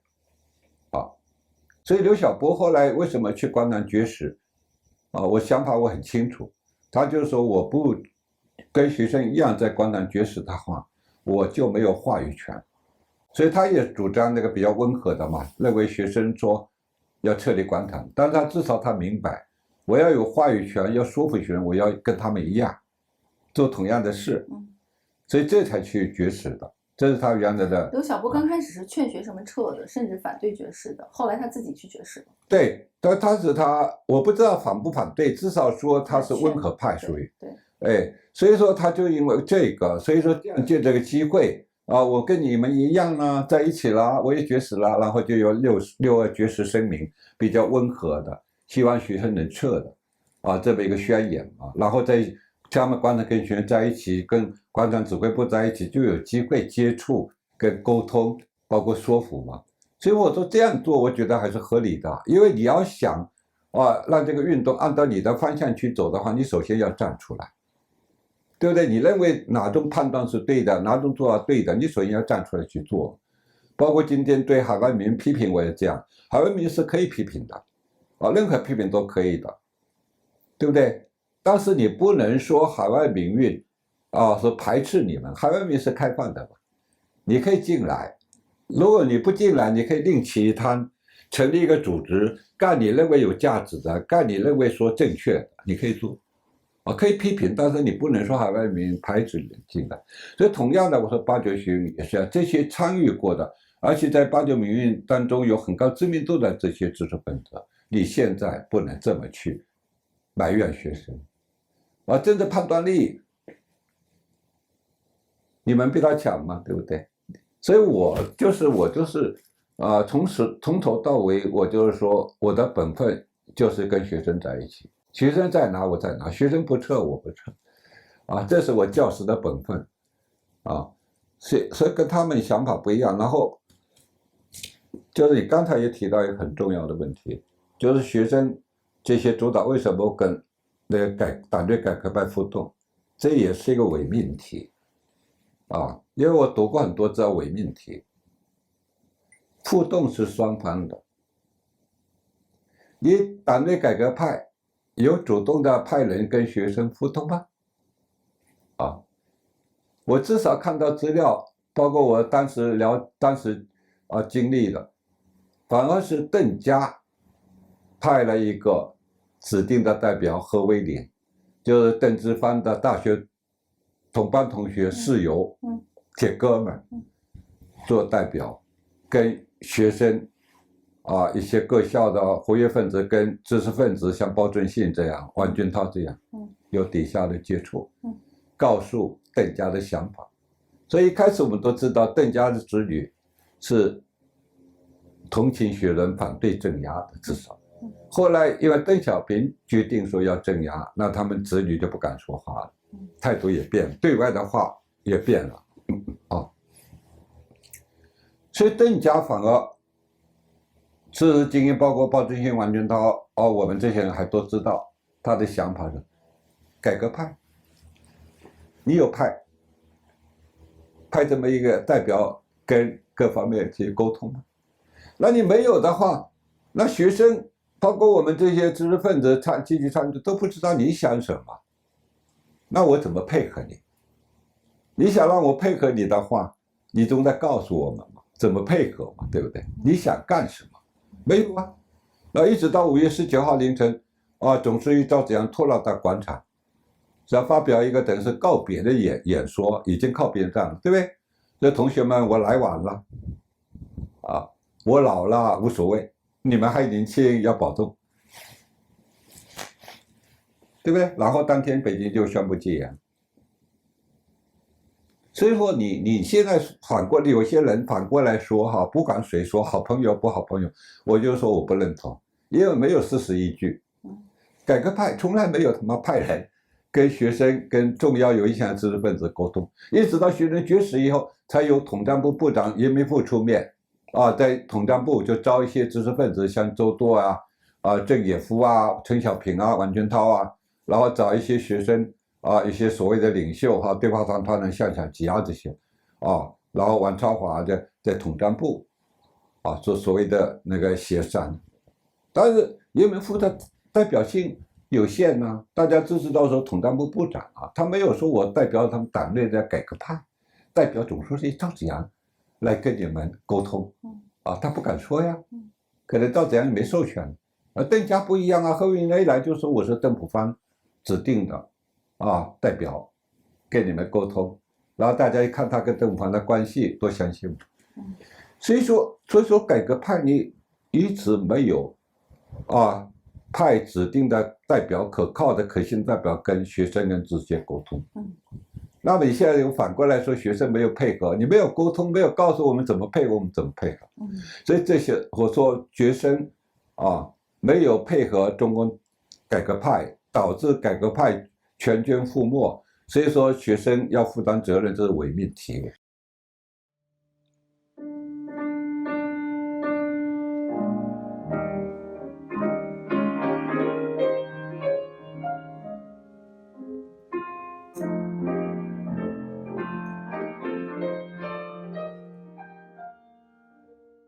一个知名人物就是侯德健先生他一再强调他最后撤的他以此来证明说他是最有资格的一个见证人。在我当时看到的情况，我在现场看得很清楚嘛，他们至少比我跟刘树理这些人撤得更早一点两个北京高学生，一个听监的学生是死在天安门广场上，有时间有地点有中枪的原因这屠杀主要是发生在天安门广场以外的地点最主要的我在书中，我在第一本书都提到西长街是最主要。我也在跟刘树理现在在讨论，所以我们就觉得说这个时候我们不应该撤了，我们宁可最后在这里赤手空拳的被戒严部队给杀了。最后那个戒严部队上来拿枪点到我后背的时候，我就说你他妈的给我一梭子嘛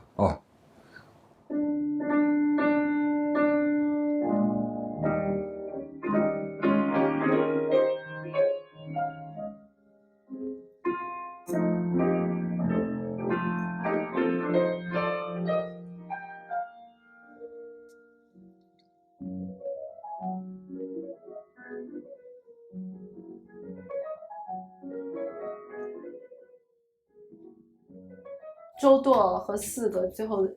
绝食的4个精英知识分子，这个绝食4君子嘛，他们号召撤，学生们其实还有2000人左右决定是不撤的，但是最后的决议就还是撤。但其实的实际情况就是这战士解放军已经拿着枪垛子把你们都顶着，走也得走，不走也得走，是吧？对，1989年6月4号凌晨1点半的时候，天安门广场北面已经抵达了38集团军，然后天安门南面已经抵达了空降兵15军，然后预先6月2号就进驻天安门广场西边的3个集团军然后东面的公安部大院里头至少有1个集团军我后来都搞清楚。所以天安门广场到6月4号凌晨1点半的时候已经被团团包围。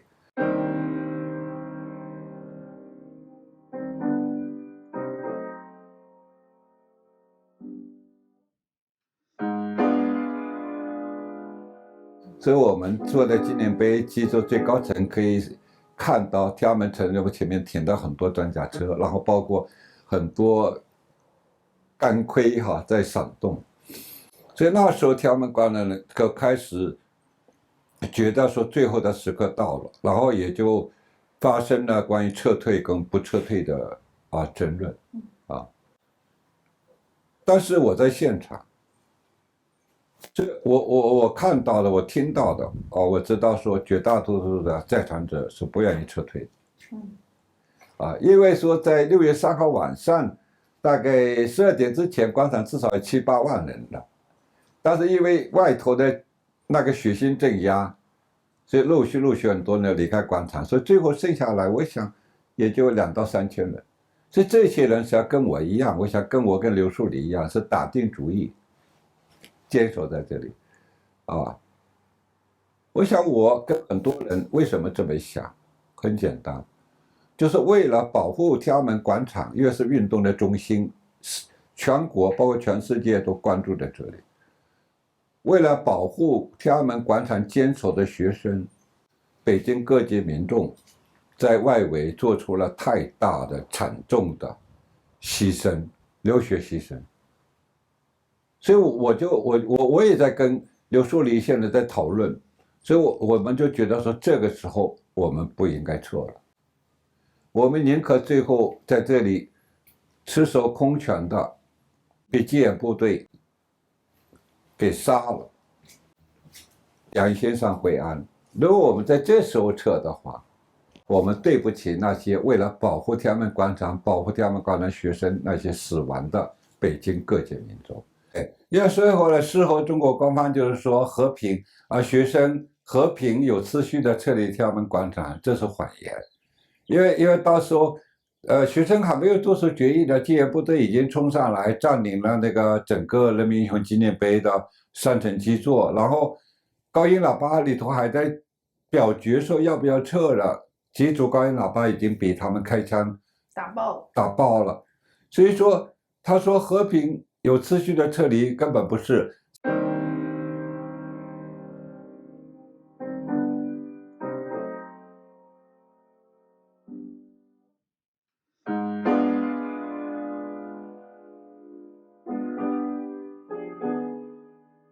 是学生是被迫的逼撤离的时候是没有秩序的，因为不是说几个学生广场指挥部的领袖带着学生做和平撤离，至少我经历的不是这样。所以他所谓的官方所说的东南方向那个角，东南角人民英雄纪念碑东南角，那是一个他们戒严部队特意给留的撤退的通道，也不是的。因为那边已经有很多军警然后呢那些草坪的那些铁栏杆有的都被装甲车推倒了，所以说学生队伍又是被一路追打的撤离，所以拥挤不堪，所以说很多学生在那个东南角被击倒了被踩到了然后呢那一带的大连军警还用各种的器具殴打这些撤离学生，所以我也看到有学生头破血流的。后来周舵自己回忆都提到说胸口被一个硬物捅了一下，很狠，非常痛留下一个伤痕。但是他说不是刺刀因为刺刀会捅穿了，那么大的力度，也不是木棍，木棍不会那么专心的疼，也不会留下明显的一个疤。我对纪元部队研究透嘛，后来我告诉他，我说捅你的那个是哪个部队的，啊，我说捅你那是什么器具，我都告诉他。是什么部队？是什么器具呢？我说是63集团军那个高炮旅的，啊，然后器具呢是铜条，人民大会堂里头那个阶梯压红地毯的铜条。哎呦，所以说铜条呢，它没有像刺刀那么锋利，捅不穿，但是呢比木棍又坚硬，所以说留下那又痛，然后留下一疤。他一说明白了，他说你怎么知道的？我说我收集那么多纪元部队的资料，一说那个时间点、那个地点、拿的那个工具，我就知道，因为我在资料里头有提到说65集团军高炮旅啊，6月2号提早进人民大会堂，但是相应的枪支弹药没有运到，因为在六浦口不是就拦住了几辆弹药车嘛哈，所以呢临时就把那个压地毯铜条拆下来做武器啊，所以说在那个东南角，实际上很多人受伤，包括周舵啊，包括被击倒、被踩踏的一些学生。所以我第一本书里有说到北师大的一个绝食发起人之一吧，好像叫杨朝辉哈，北师大的教工子弟，7个绝食发起人之一，所以也在那里被踩倒在地，然后呢不断的呼救，啊，还好被人家给硬拉起来了。所以东南角并不是一个安全的撤退通道，然后和平，而学生并不是和平的有秩序的撤离，这是官方谎言。对，但确实是，这也是这么多年就是官方也的一个说法，就是说天安门事件、天安门屠杀，但天安门没有开枪，天安门没有流血，就反复来证明这是一个和平的。您再具体讲一下，就是很明确的，就是在广场上是没有开枪，没有所谓坦克真正的开枪流血。碾压，这些都是在外围，就是市民在阻挡军车往里面走的过程中间产生的这些伤亡，是吗？所以我说我做一个文献学者哈，我是拿证据说话啊，所以我就说屠杀主要不是发生在天安门广场，所以说事后因为中共掩盖真相也不公开真相，造成外界说天安门广场是主要的屠杀场地，血流成河，这不是事实哈。因为我作为一个文献学者，这个当事人哈，经历者，我在说实话啊。所以屠杀主要是发生在天安门广场以外的地点啊，最主要的我在书中，我在第一本书都提到啊，西长街是最主要，其次是天安门广场南面的前门、天桥朱市口一带哈。但是呢，也不像中共官方所说的那样。天安门广场纪元部队没有开一枪，没有打死一个人，这也不是事实啊。它虽然不是主要的屠杀地点，但是还是开枪杀人了啊。所以我事后我就非常注意的就是收集天安门广场的死亡人的情况。所以说后来至少有2个北京高学生，一个天津的学生是死在天安门广场。有时间、有地点、有中枪的原因啊。第一个确认的就是中国人民大学东欧苏联研究所的双学士陈仁兴。所以说到这件事，我真的要给他的当年的班主任范其勇点个赞啊！因为范其勇当年是我在北大读研究生的时候，我隔壁房间的历史系的研究生，然后后来毕业以后，他到东欧苏联研究所工作，就刚好做班主任，就是陈仁兴的班主任。所以后来在90年代初，他到了美国，然后就联络我，我就跟我说起这件事因为陈仁兴的死亡，包括死亡以后找遗体，包括最后怎么给他写结论，他班主任他都是知情，他都参与的。遗体也是他找了很多家医院，最后在某一家医院找到的。后来我就说这个很重要，我说你能不能把它写出来？他一口就答应可以。但是我又友善提醒他，我说6·4是一个非常敏感的话题，6·4天安门广场上死亡的学生那更敏感。我说你得考虑到自己这篇文章的后果，你能不能承担，愿意不愿意承担？所以我说你是考虑用真实姓名还是用笔名？他跟我一样，我学文献，他学历史，他当然知道真实姓名可信度更高，所以他就选择用真实姓名作为作者，把这个整个陈仁信的死亡时间、地点，包括他后来寻找他遗体的经过，校方怎么封杀这个消息，就写成篇文章。所以我真的是要给他点个大大的赞。所以这样的话是第一个证实的。所以陈仁金是在1989年6月4号凌晨1点半的时候，也就是说38集团军刚抵达天安门城楼前的时候，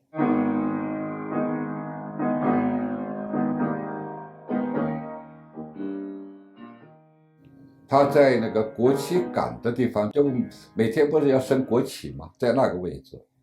被戒严部队开枪，腹部中了好几弹。所以当时跟他在一起的时候有一个同乡的大学生，然后连带几个其他学生把他送到医院，可途中已经没有生命迹象，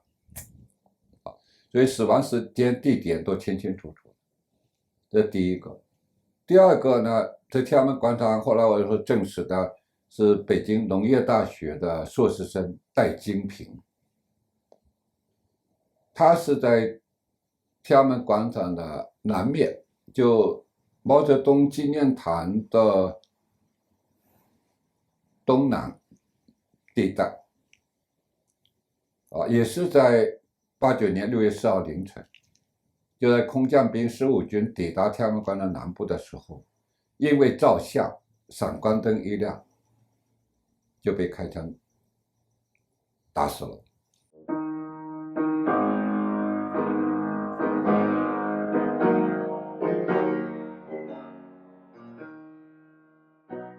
因为在凌晨的时候闪光灯太明显了嘛。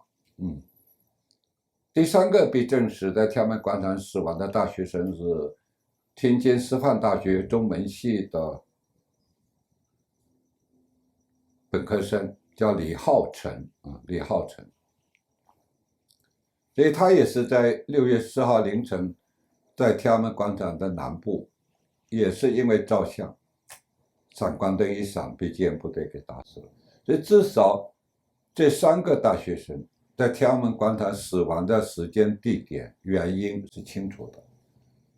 然后另外还有几位，我还不能确定他，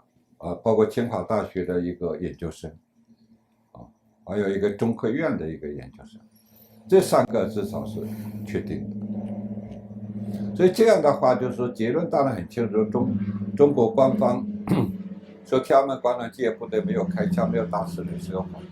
没有开枪更是谎言了。因为我在现场，你想，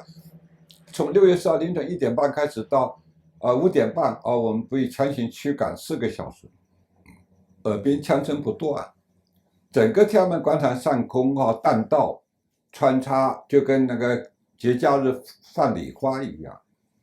然后他上了纪念碑以后，开枪击毙不是打爆那几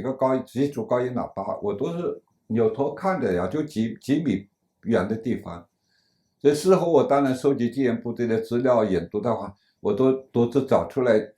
他们部队的所在番号，就第27集团军的那个一个3个侦察连，一个步兵连，4个连组成一个特遣分队。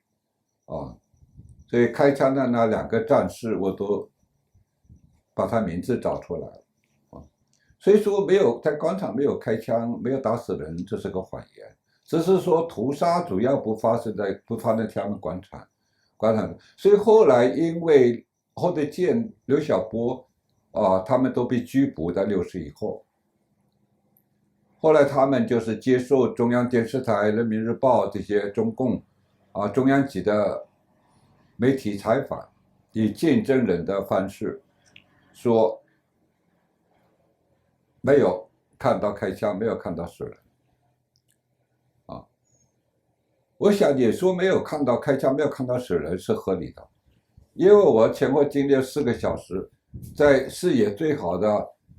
最高层，跟他们在同一个位置，跟红队一样。我也没看到开枪，只听到枪声，对不对？打喇叭呢我看到了，打人我没看到，打死人也没看到，是这样讲可以的。但问题就是侯德健后来还强调说，谁要是说天安门广场有开枪有打死人，就是谎言，就是以谎言来反对谎言，这你就过分了。因为我后来我就说，你没有看到，刘晓波没有看到，我没有看到，不代表广场站就没有发生。因为我说理由很简单，天安门广场有50万平方米这么大地方，清场不是我们所说的最后仅仅被清场，是凌晨1点半到5点半4个小时，然后又是在视线不明的情况下，只有上帝，全能的上帝能够看到4个小时里头50万平方米发生的所有事情，所以都做不到。所以中国官方后来在北京日报写了一个所谓见证人的长篇的报道，说躲在天安门广场边上那个冬青树的树种后面，说看了整个清场过程，说没有打死人，没有压死任何一个人。那我说他可能就是上帝，要么是特异功能的人，所以我就说这个我的理由很简单那么大的面积4个小时，然后视线又不明，所以你只能说每个人在场的，哪怕是在场的人，只能说我没有看到，我在我的位置我没有看到，你不能说天安门广场没有发生这种事。侯德健他们到现在他还是坚持这个观点，所以因为他是当事人，又是所谓的知识学生反对镇压的人，所以他的那个结论就比中共的官方宣传更有影响力，获得更多人的相信，甚至连原来说一直说天安门发生的屠杀的开放杂志的老总金钟都改变了看法，就不断的报道霍迪那个说法，然后说天安门广场有死人的话都是谎言。所以我就说在最后几个小时至少说度过了恐惧，决定留守的这2、3千人，绝大多数是不愿意撤的。所以主张撤的应该是极少数。所以后来强烈主张撤的就是那4个绝食的知识分子，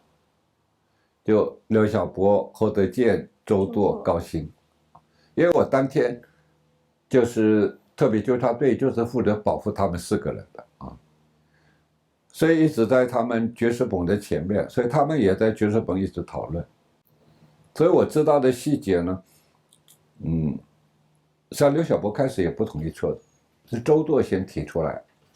然后刘晓波在3个人反复劝说下就同意了。周舵为什么提出来，也是因为一个学生领袖北大的数学系学生邵江，几次到那个莫须地屠杀最惨烈的现场参与抢救伤员，北大的那个 T 恤上都是鲜血。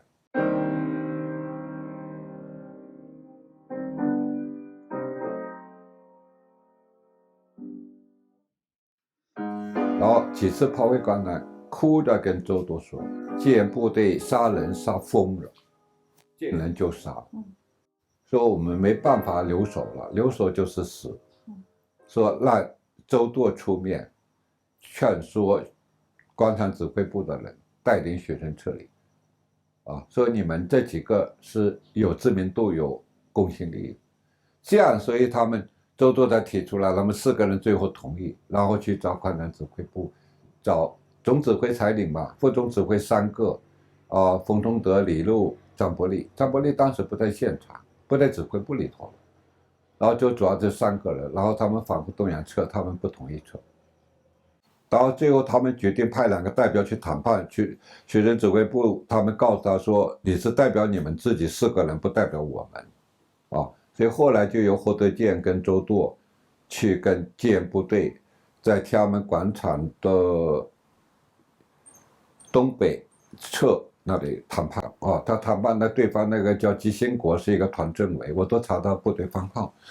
所以说最后呢，是个就是说绝大多数人还是不同意撤的，包括广场指挥部的总指挥跟2个副总指挥。所以他们后头见他们跟周多谈完以后回来说，戒严部队同意东南角留出作为学生撤退的通道，然后他们开始4个人在利用学生指挥部的广播轮番的劝说学生撤离。当时底下学生，反正我在北边学生是最多的，大概南面、东面、西面是最少的学生，加起来可能3个方向加起来不如我们北面多，因为北面是视野好，面对天安门广场，面对长安街嘛，所以呢，他们在呼吁撤退的时候，我周边都一片骂声。原来对后头建是非常尊重的，刘晓波那时候没有知名度，我客观的说，那一次因为他们带来人潮是后头建那是第一个从台湾被统战到大北京定居的，而且是台湾校园歌曲的2个领军人物之一就他跟罗大佑，然后又娶了东方歌舞团的年轻的歌唱员陈琳。陈琳当时跟他在广场上吗？陈琳我没看到。但至少说，因为2夫妻都高知名度的演艺人员，说中国大陆几乎是家喻户晓，所以说他的知名度非常高，那带来人潮。但是在那个时候，他提出在广播里提出撤退的时候，这帮人学生原来很尊敬，很多学生都痛口大骂。他劝学生们撤退的理由是什么？就是不要面对屠杀，你们保护自己的生命，是这样的话吗？对，他们主要就是说避免流血吧，说血已经流得够多了。我们保留这个民主的火种嘛，但是学生不接绝大多数人可能想法跟我一样嘛，这最后时刻嘛，很多北京市民在天安门4个方向流了太多的血嘛，那都是为了我们嘛。那我们如果在镇压之前我们要撤离，我们还可以考虑，现在已经流了这么多血，我们再撤的话，我们对不起他们，我们良心不安嘛。所以宁可一死嘛，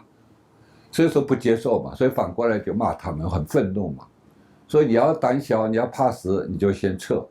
三字经也用上了，我周围一片骂声。所以后来周舵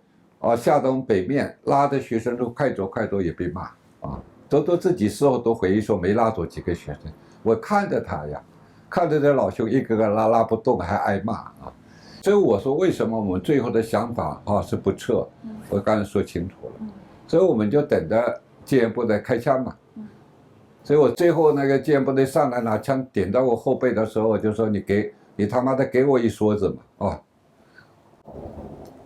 就是兵已经拿枪顶到您后背上。对，因为他后来上来以后，我们本来是最后一道防线，变成也第一线了嘛。我们是坐在那个最高的一级台阶上嘛，我跟刘书礼嘛，就上来，然后就拿枪托那个桶就把你打下去嘛。下去我们要坐回来坐，所以我心里就想去你妈的，你给我一梭子就完了所以呢，所以绝大多数实际上所以后来冯崇德的记录说他最后用广播表决说他喊撤退同意的就喊好这样不撤退也喊好，看哪个声音大来决定。他后来说喊撤退的声音大，我就坚决不认同。所以在场的周峰所也在现场，而且是在他指挥部身边，都说不是这些人他们可能因为内心里头最终也动摇了，想撤吧，也负不起这责任他是学生领袖嘛，如果真的大家都被打死在这里，同学那最终内心还是撤。当找个借口说我们广播表决，那个场合上有几个他听广播的呀？我都没听清楚。对，我只听到说他们在呼吁撤的轮番讲话当中一直在骂嘛，不撤。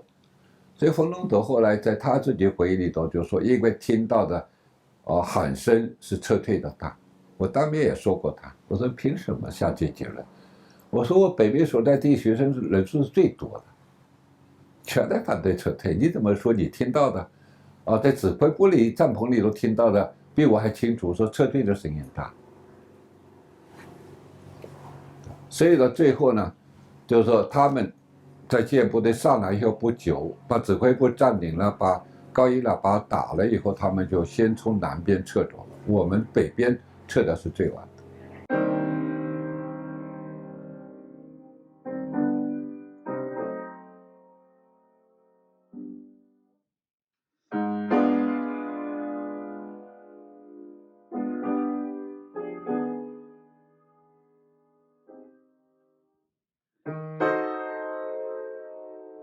所以撤离过程是非常混乱的，很多学生受伤，我也看到附近有位学生头破血流的然后很多人被击倒在地，好像。但撤离大概是这个时间5点30分左右，所以，但是很有意思的就是事后包括现在还有人一再强调说自己是最后撤离的老是要强调说自己是最后撤离的，但很难确定，就是你是不是最后撤离的至少我是在5点30分左右才开始撤离的，而且我所处的位置是纪念碑那个基座的北面人数是最多的人数超过了的南面、东面、西面3个方向的总和，所以是应该说从总体来讲是最后撤的大概是这个时间。所以我经常看到医生说强调自己最后撤的，我有时候真的是有点不以为然其中最典型的一个知名人物就是侯德健先生他一再强调他最后撤的他以此来证明说他是最有资格的一个见证人强调说在整个撤离过程，或者他所看到的说纪检部队没有开枪，没有打人所以其实他所谓的最后撤离的话也不确实因为他至少像那个绝食的四君子，像包括侯德健在内嘛刘晓波、周舵、高鑫，在我当时看到的情况，我在现场看得很清楚嘛，他们至少比我跟刘树理这些人撤得更早一点那侯德健所说的最后撤离是怎么回事这也挺有意思的有点故事性，因为是大名人嘛中国大陆当年是家喻户晓的人物，所以那些坚守到最后的很多志愿医务人员是非常保护他的你像我们这些靠自己挤出来嘛，从东南角被打出来挤出来，或者建设等于是在我们之前提早比志愿医务人员保护在天安门广场东面有个历史博物馆嘛后来改名好像中国革命博物馆反正是历史博物馆或者革命博物馆，保护在他们那个到了那个位置实际上已经是离开了天安门广场的位置嘛，因为那个历史博物馆跟天安门广场隔着一条马路嘛，小街隔着马路嘛我们严格来讲你离开广场，所以说在那个历史博物馆的西大门就是对的广场跟天安门隔着一条马路而且是用担架抬过去的哎呦是担架抬过去，然后呢全身蒙上了白传单，就是避免他说被纪检部队认出来被抓走。但他其实也没有受伤，只是像掩护一样把他给弄走了对，等于说他不像我们从东南角这么挤出去被打出去嘛，走着出去。对，他是说提早，等于说至少比我们早一点比我早一点，被医护人员保护着用担架抬到那个历史博物馆的那个西大门前面，然后一直盖着那个全身连脸都蒙上那个白传单，避免被纪检部队认出来。所以但是他最后离开那个历史博物馆西大门前的确比我们晚大概是在6月4号清晨快接近7点的时候这个我是客观说，我查过资料的所以离开天安门广场，离开人民英雄纪念碑那一带比我们北侧的人要早，但是最后从历史博物馆离开比我们要晚，因为我们5点半左右从东南角被打出去逼出去以后，我们就朝前门方向就离开了嘛他是一直滞留在历史博物馆的西大门前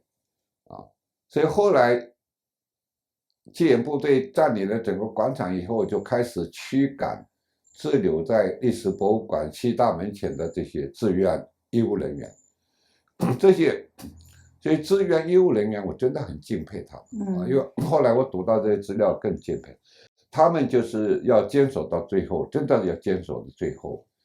看到学生能安全的离开。然后呢，在这期间，戒严部队，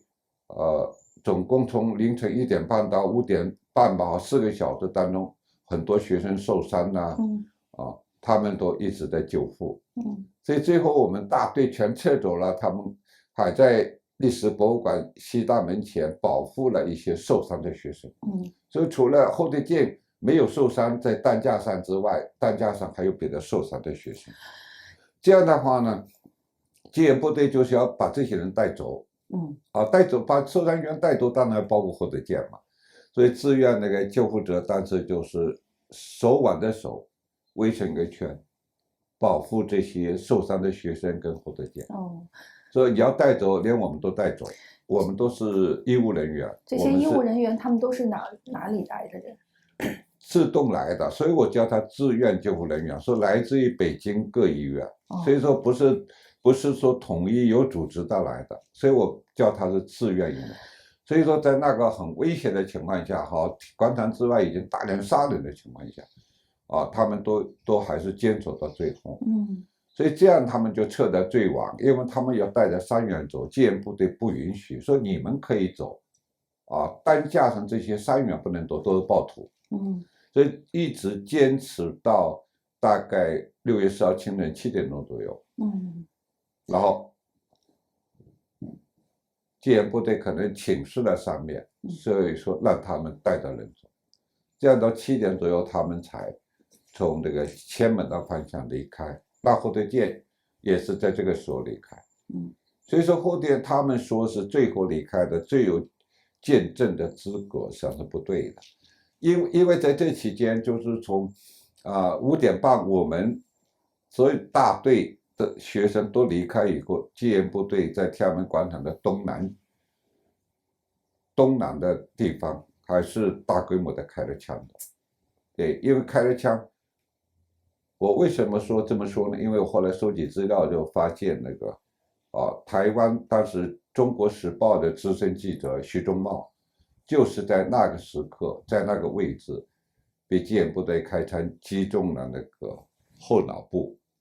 所以3中倒地。幸亏有见义勇为的一个江苏来的一个小个子的农民工，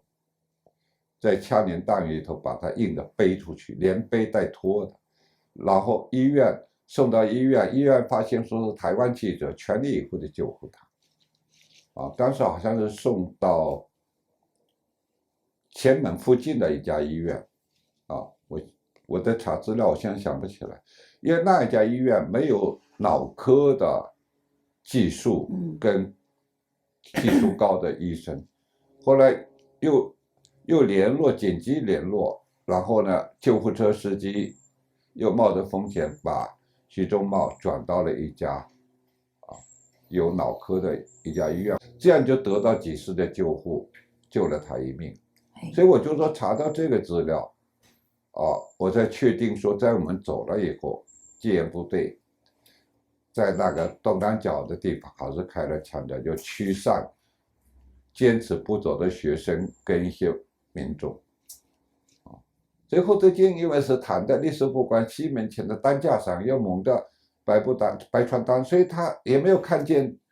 照理说他是在场吗？距离是有点远，但在场吗？那至少枪声听到了吧？可是到现在所以他在考虑因为现在中国大陆嘛，又从事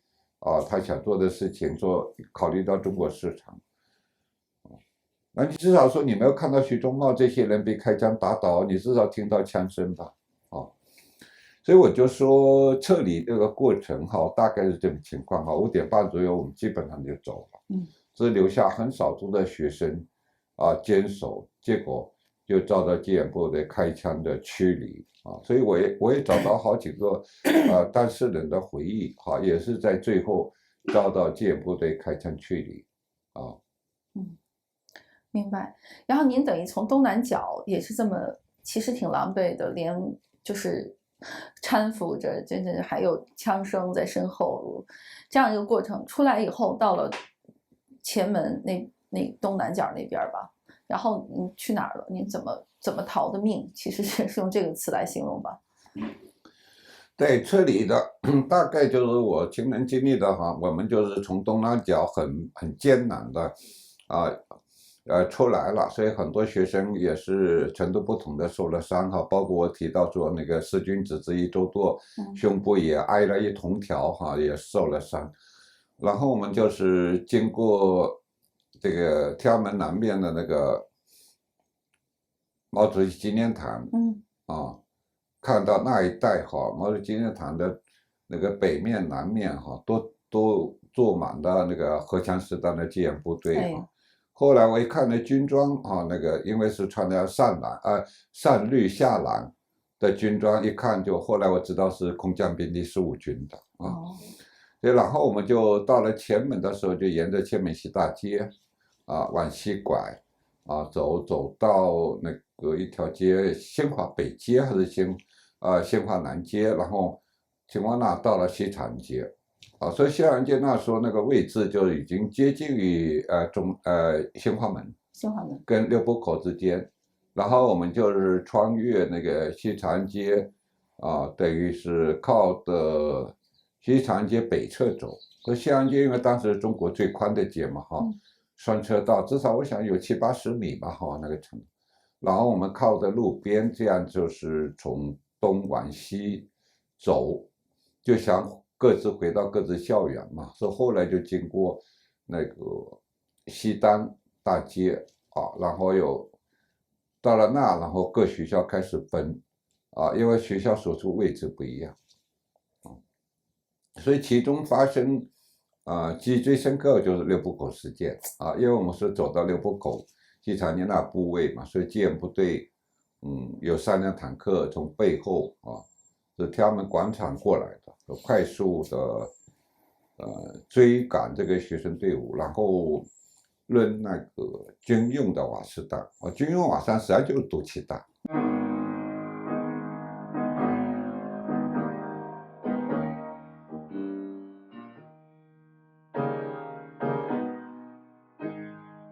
因为为什么这么说？因为有事实根据的。因为当时在现场的那个北京商学院的19岁的女学生叫龚继芳就因为在六波口比那个军用的瓦斯弹吸入过多，造成那个肺部严重糜烂死亡。医生开的证明就写得很清楚了，肺部糜烂。尽管他胳膊上中了一枪，他那不是致命伤，说死亡那个原因就是肺部糜烂，吸入过多的有害气体。然后当时跟我也接受观察一个我们政法大学一个青年女教师叫张丽英，也是在六步口吸入这个毒气弹，当场就晕倒在大街上。幸亏周围的政法大学学生也认识她老师嘛，赶快把她救到那个行人道边，所以呢，他吸入的气体不是过多，后来送到医院急救，倒是没有像那龚继芳一样就是死亡，也是在医院住了好多天。所以说那个不是普通的警用的瓦斯弹我叫它军用的呢瓦斯弹，实际上是有害的，就战场上用的。警用的我吸过，我们在香港那个报道抗议的时候也是，我知道那个眼睛、鼻子那个太痛苦了。因为警用的这瓦斯弹就是造成你很痛苦，眼睛、鼻子、呼吸。军用瓦斯弹战场上用的会让对方士兵失去战斗力，所以那个毒性更大。所以我为什么讲到龚继芳，讲到张丽英，就是一个证明。你警用瓦斯弹不会当场造成人肺部糜烂死亡的，对只是很痛苦，对，很痛苦很痛苦。所以说那个，然后实际上那3辆坦克还开枪，对，因为扔那个瓦斯弹，现场一片的淡黄色的气体嘛，我们都看到了，在现场也闻到了一点。开枪大家没注意，因为坦克那个开过来地动山摇的。马达声音很重，说枪声被人家忽略了。后来因为我去追查这些东西，说攻击方右臂上中了一枪，后来又查到别的在六浦口的人也是有中枪，所以证明了3辆坦克在论军用瓦斯弹的同时还开了枪。但最严重的就是其中一辆编号106的坦克掉头从背后冲入路边的学生队伍，所以当时造成了11个人的死亡，更多人受伤。很多人受伤，坦克受的伤不是一般的伤，像北京体育学院范正2腿高位截肢，已经碾过去的，当时2条腿就压没了嘛。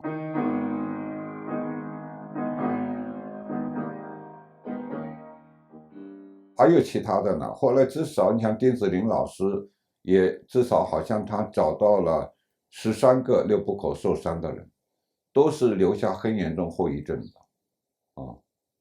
他至少找到了13个。其实当然不止13个，因为在很艰难的情况下去寻找。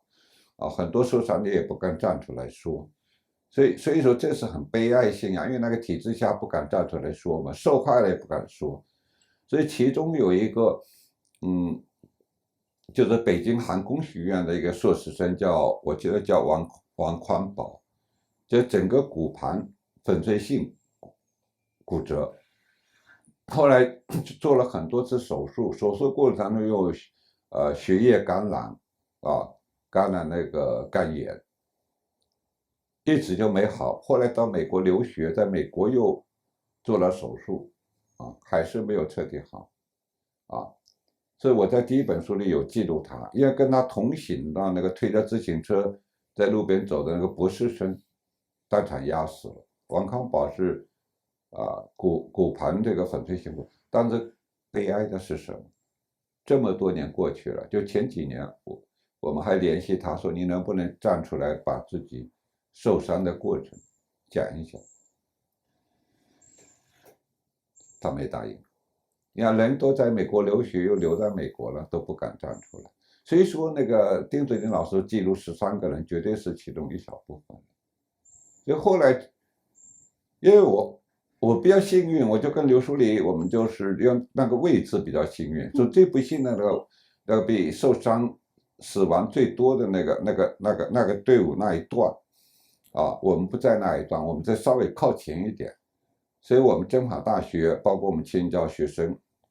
比较幸运，这是张丽英因为吸入比较多的毒气弹，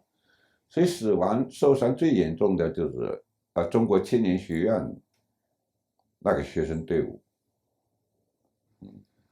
所以我过去好像记录了其中有王培文一个死难者，还有其他的他的班主任就是后来很出名的中山大学的那个教授博导艾晓明。对，艾老师。对，所以后来我调查材料以后才发现艾晓明教授后来一直参与那个维权运动作为一个高级知识分子，在第一线去记录维权者的那个苦难包括太师村事件。当然大家很不知道，可能艾教授当年就是受伤害六浦口事件受伤最重的他们班的班主任。对，所以他一直对这件事也是记忆犹新。所以后来他好像发过一个人大那个死亡学的吴国峰的大概48张照片与吴国峰什么的，那个因为那个吴国峰也是死亡过程是非常惨烈的惨烈的。所以六浦口呢，当时我跟刘书礼这些跟政法大学所在的位置稍微靠前的时候，我们很幸运的翻过了那个那个自行车道跟人行道的那个大概1米来高的铁栏杆，前面上面带尖的，所以很艰难的翻过去了。这样呢，当时那个场面我们翻过去，等3辆坦克过去，我又回过来看了现场真是血腥所以我今年那个美国之音记者问我说我通读24史，看过太多的文字关于血腥的记录，但是都没有像刘布口现场啊，你看到那个坦克碾压之后的这种血腥啊，比文字记录的那种血腥远远超过。所以刘布口事件以后呢，我们从那地方开始，包括很多学生啊，我们就一边哭一边向路边的群众高呼，说不要忘记刘布口事件，不要忘记106号坦克，一路就呼喊过去，就想记住那辆坦克。所以后来我在追踪戒严部队官兵资料的时候，很偶然的，发现了一个就是106坦克的一个二炮手。我先因为收集了，我先破解了戒严部队番号嘛，总共19支部队，包括14个陆军集团军，然后呢，又用这19支部队的到团一级开始的部队代号跟番号去收集，收集了40多万军人，然后一一的去考证，最后确定3000多人是60戒严部队的，然后呢，其中就发现这个人。最后我又一路跟踪这个人，一看他是天津警备区坦克第1师的，那就刘布口事件那3辆坦克的所在部队。后来一直追，终于追到他的一个跟战友的聊天记录。怎么找到的？对，我一路追他呀。当时这些戒严部队很多人，我花了无数的时间，通宵达旦的追他们的聊天记录啊。因为有些聊天记录你不现场记录下来的话，很快有时候会消失掉。终于有一天，他说出来说，天津警备区坦克第1师第1团第1营，第一营第1连第1排106号坦克的二炮手。我当时看到这记录，我真的趴在电脑的键盘上痛哭我说终于找到了106号坦克的官兵。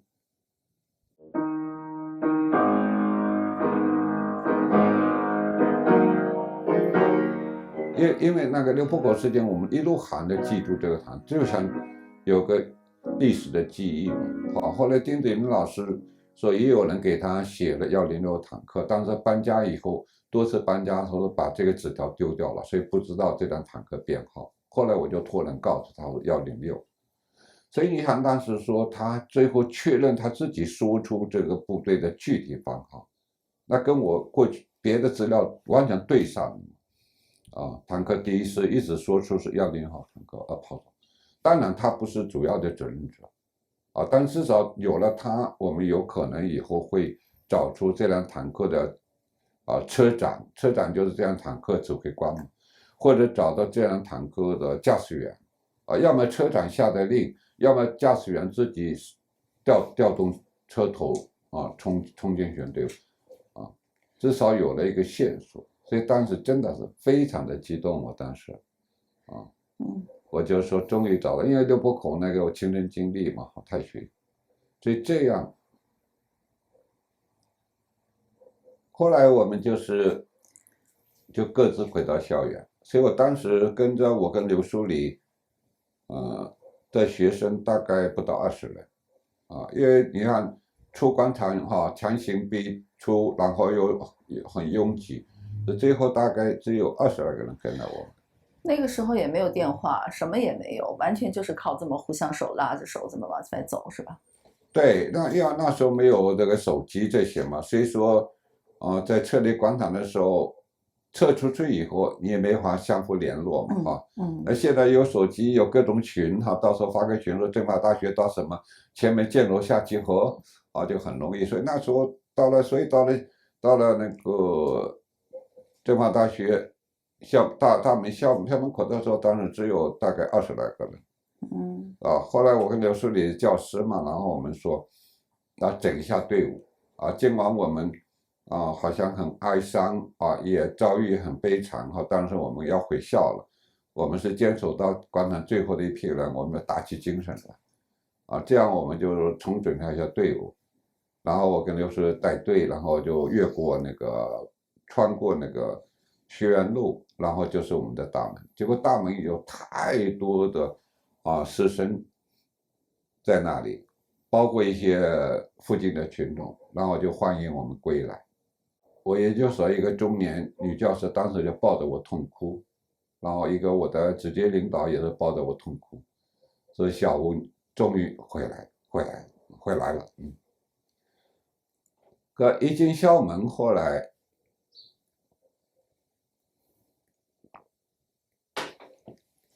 一进校门就是看到那个教学大楼前面一排课桌，上面摆着那个学生遗体。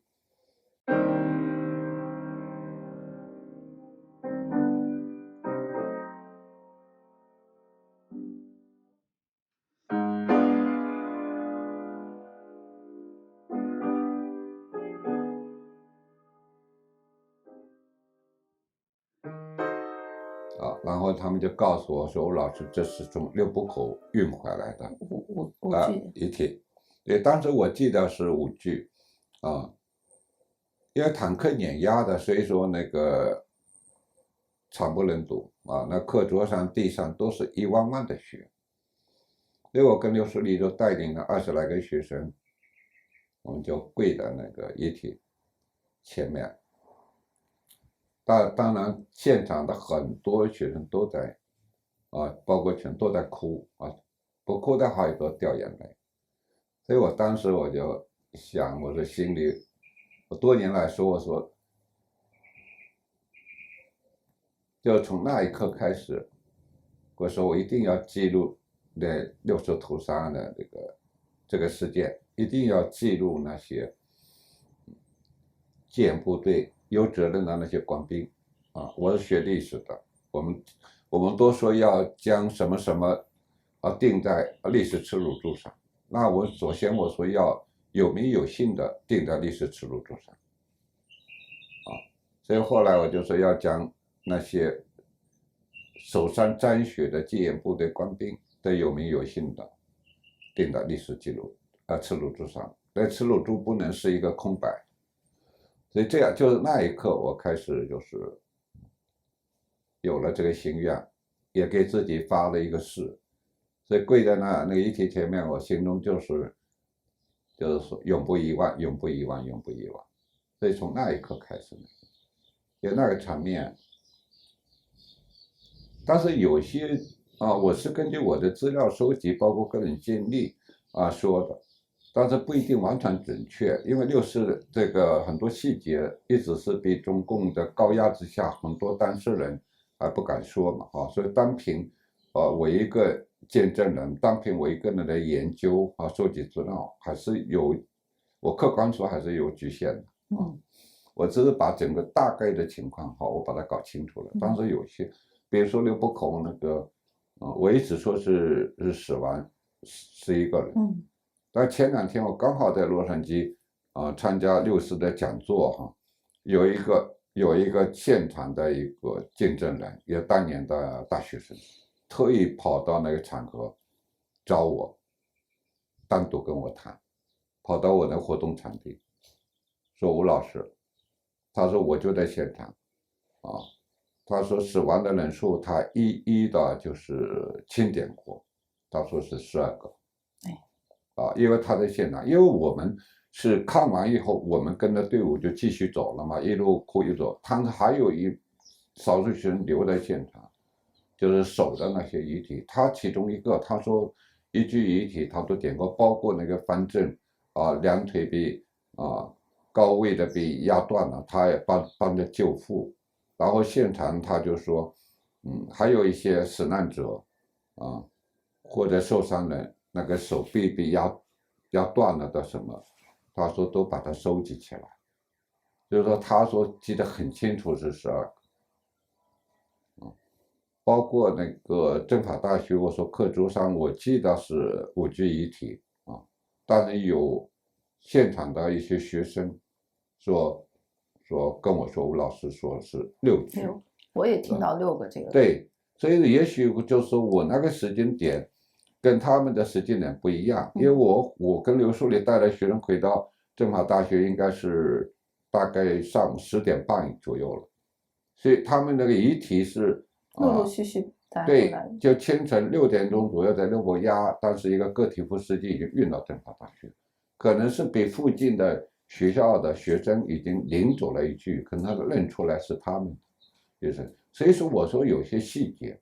啊，可能就是见证人、当事人可能都会有一点记忆的误差，但是至少这个事情它是真实的。所以整个撤退我自己经历的大概就这么一个情况。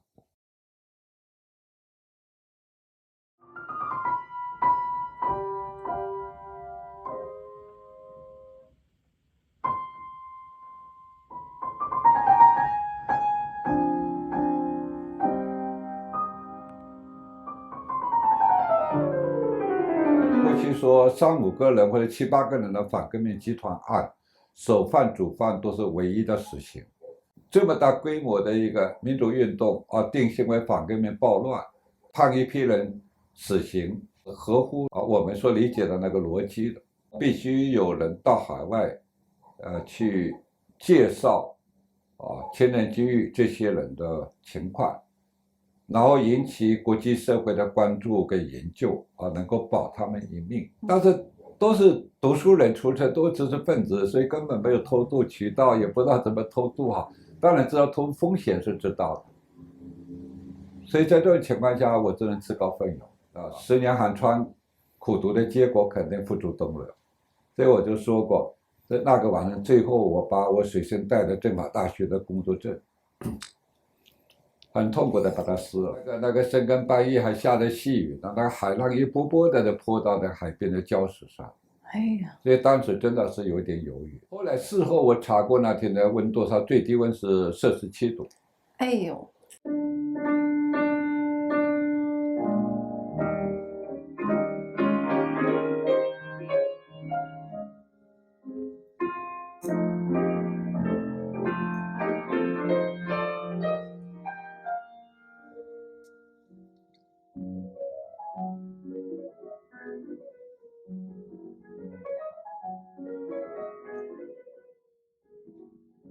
就是您的黄雀行动，因为我知道其实黄雀行动救了很多人，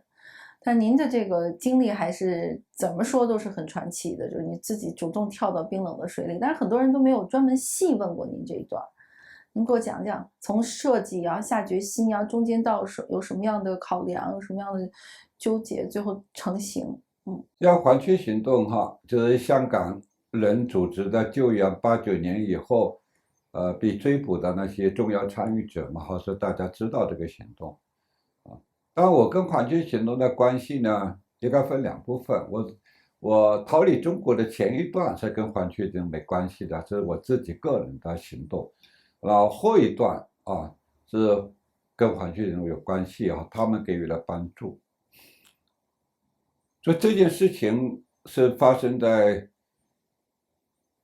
1990年的2月底我有这个要离开中国到海外的念头是大概应该是在1989年的年底那时候因为我们底下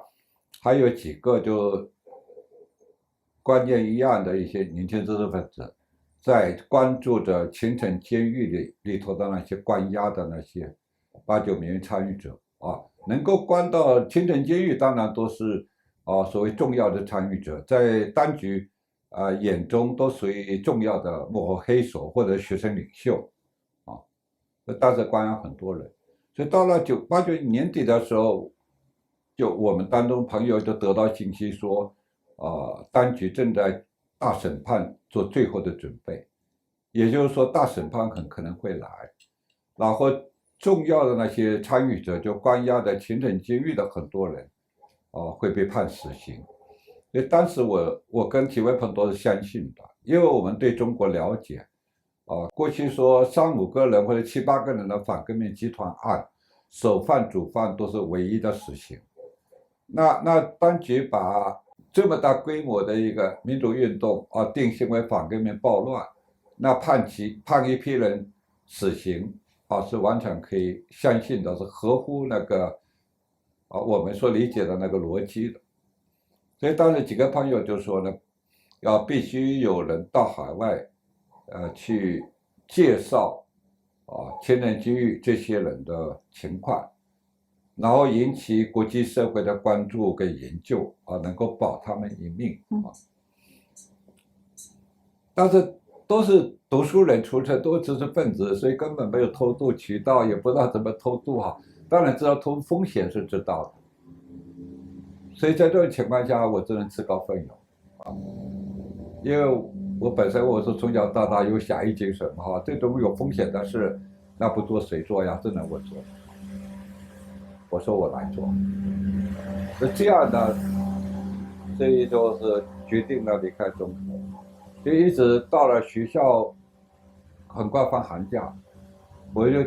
想借着寒假，一路南下偷渡出国，至少有一段的时间，官方不会注意到，因为寒假离开校园很正常，刚好又借着寒假呢，能回家跟母亲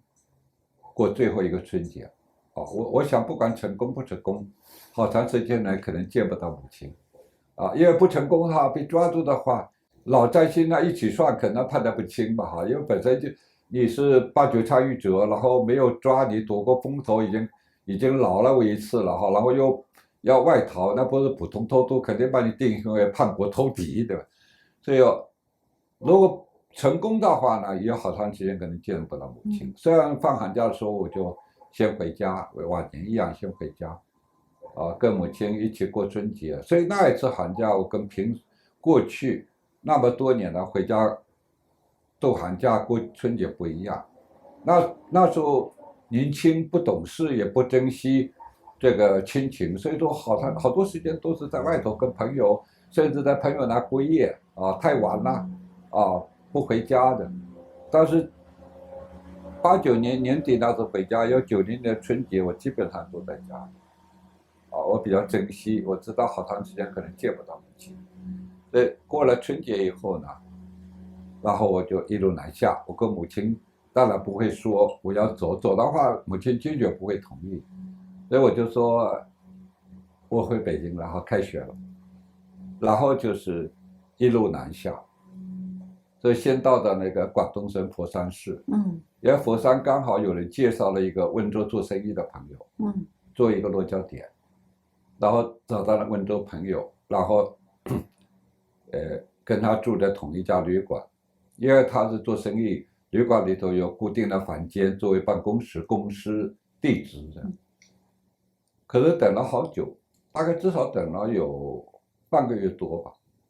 找不到愿意帮我偷渡的蛇头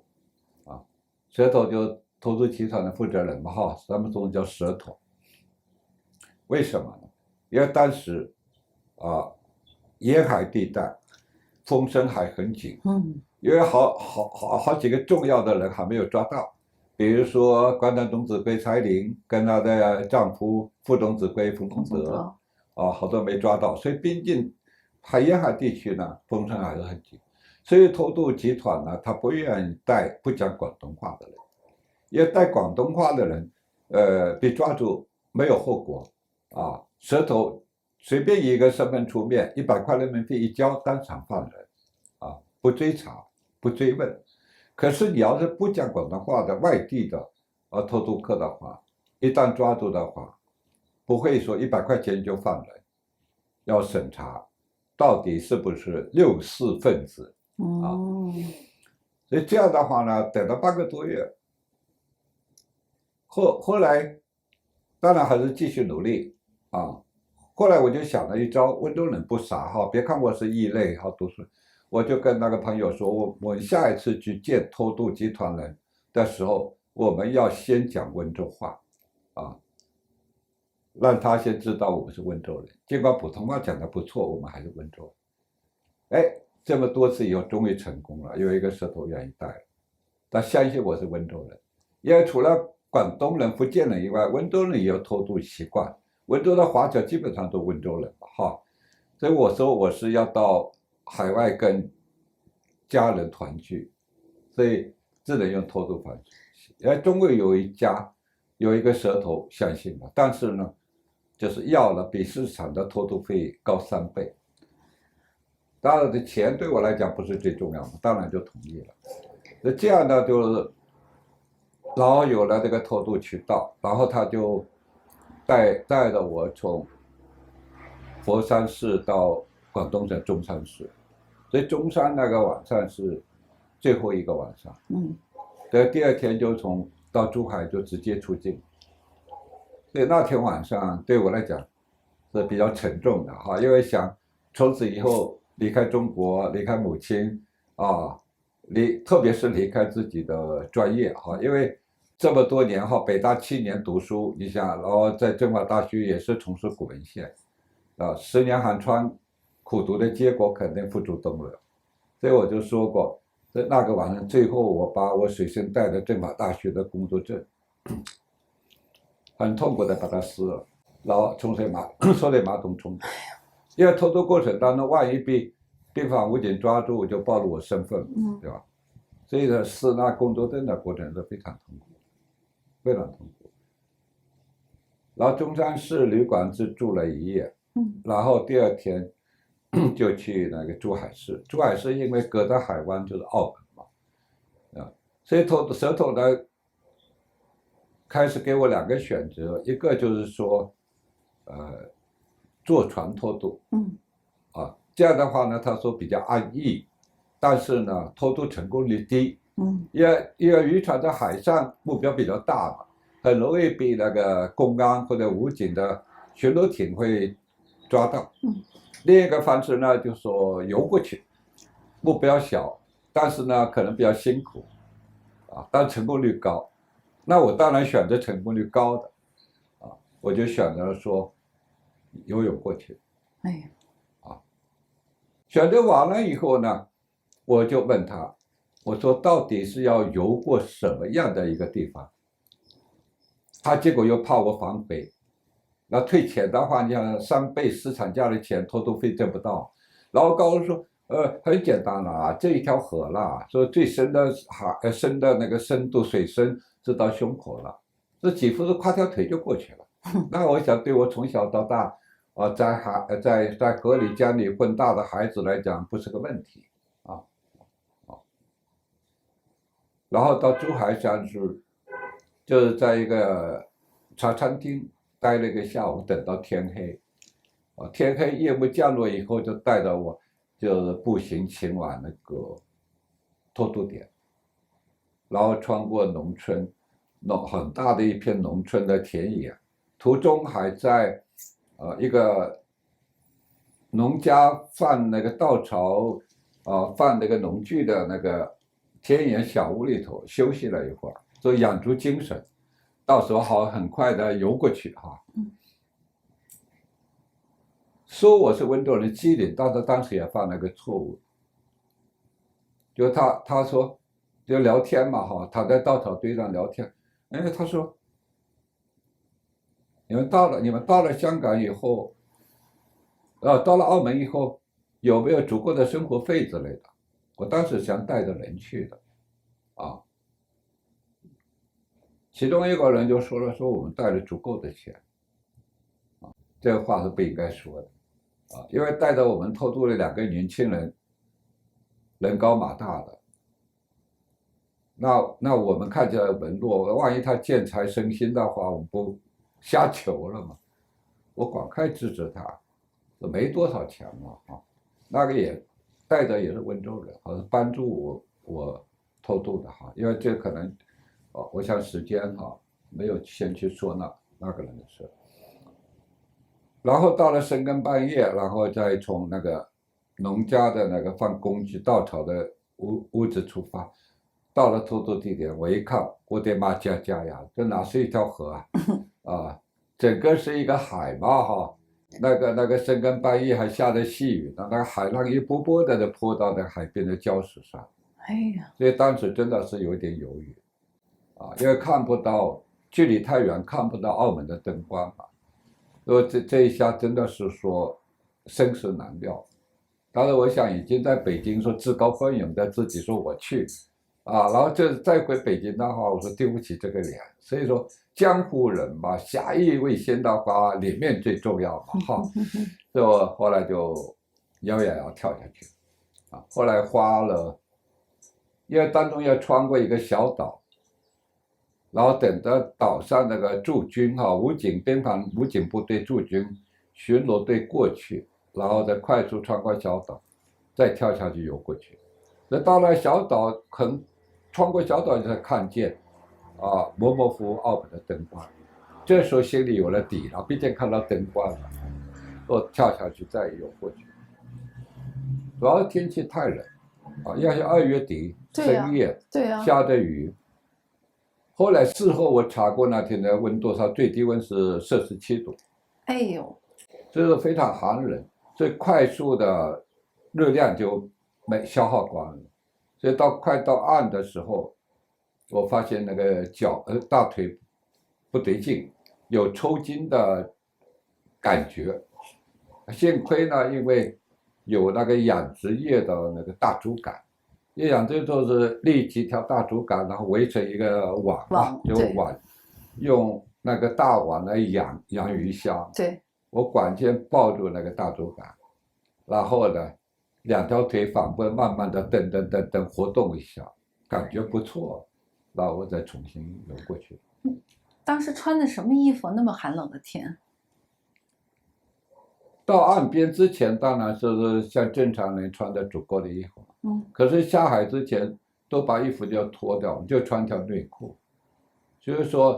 说，特别是穿越小岛，趴在那岛岸边等边防武警过去那段时间，是感觉有生以来最寒冷的。哎呦，因为北京我生活很多年，冬天是很冷，可以穿足够衣服嘛，进屋有暖气。可是你想是穿条内裤，等于是赤裸的，海风吹过来。哎呦，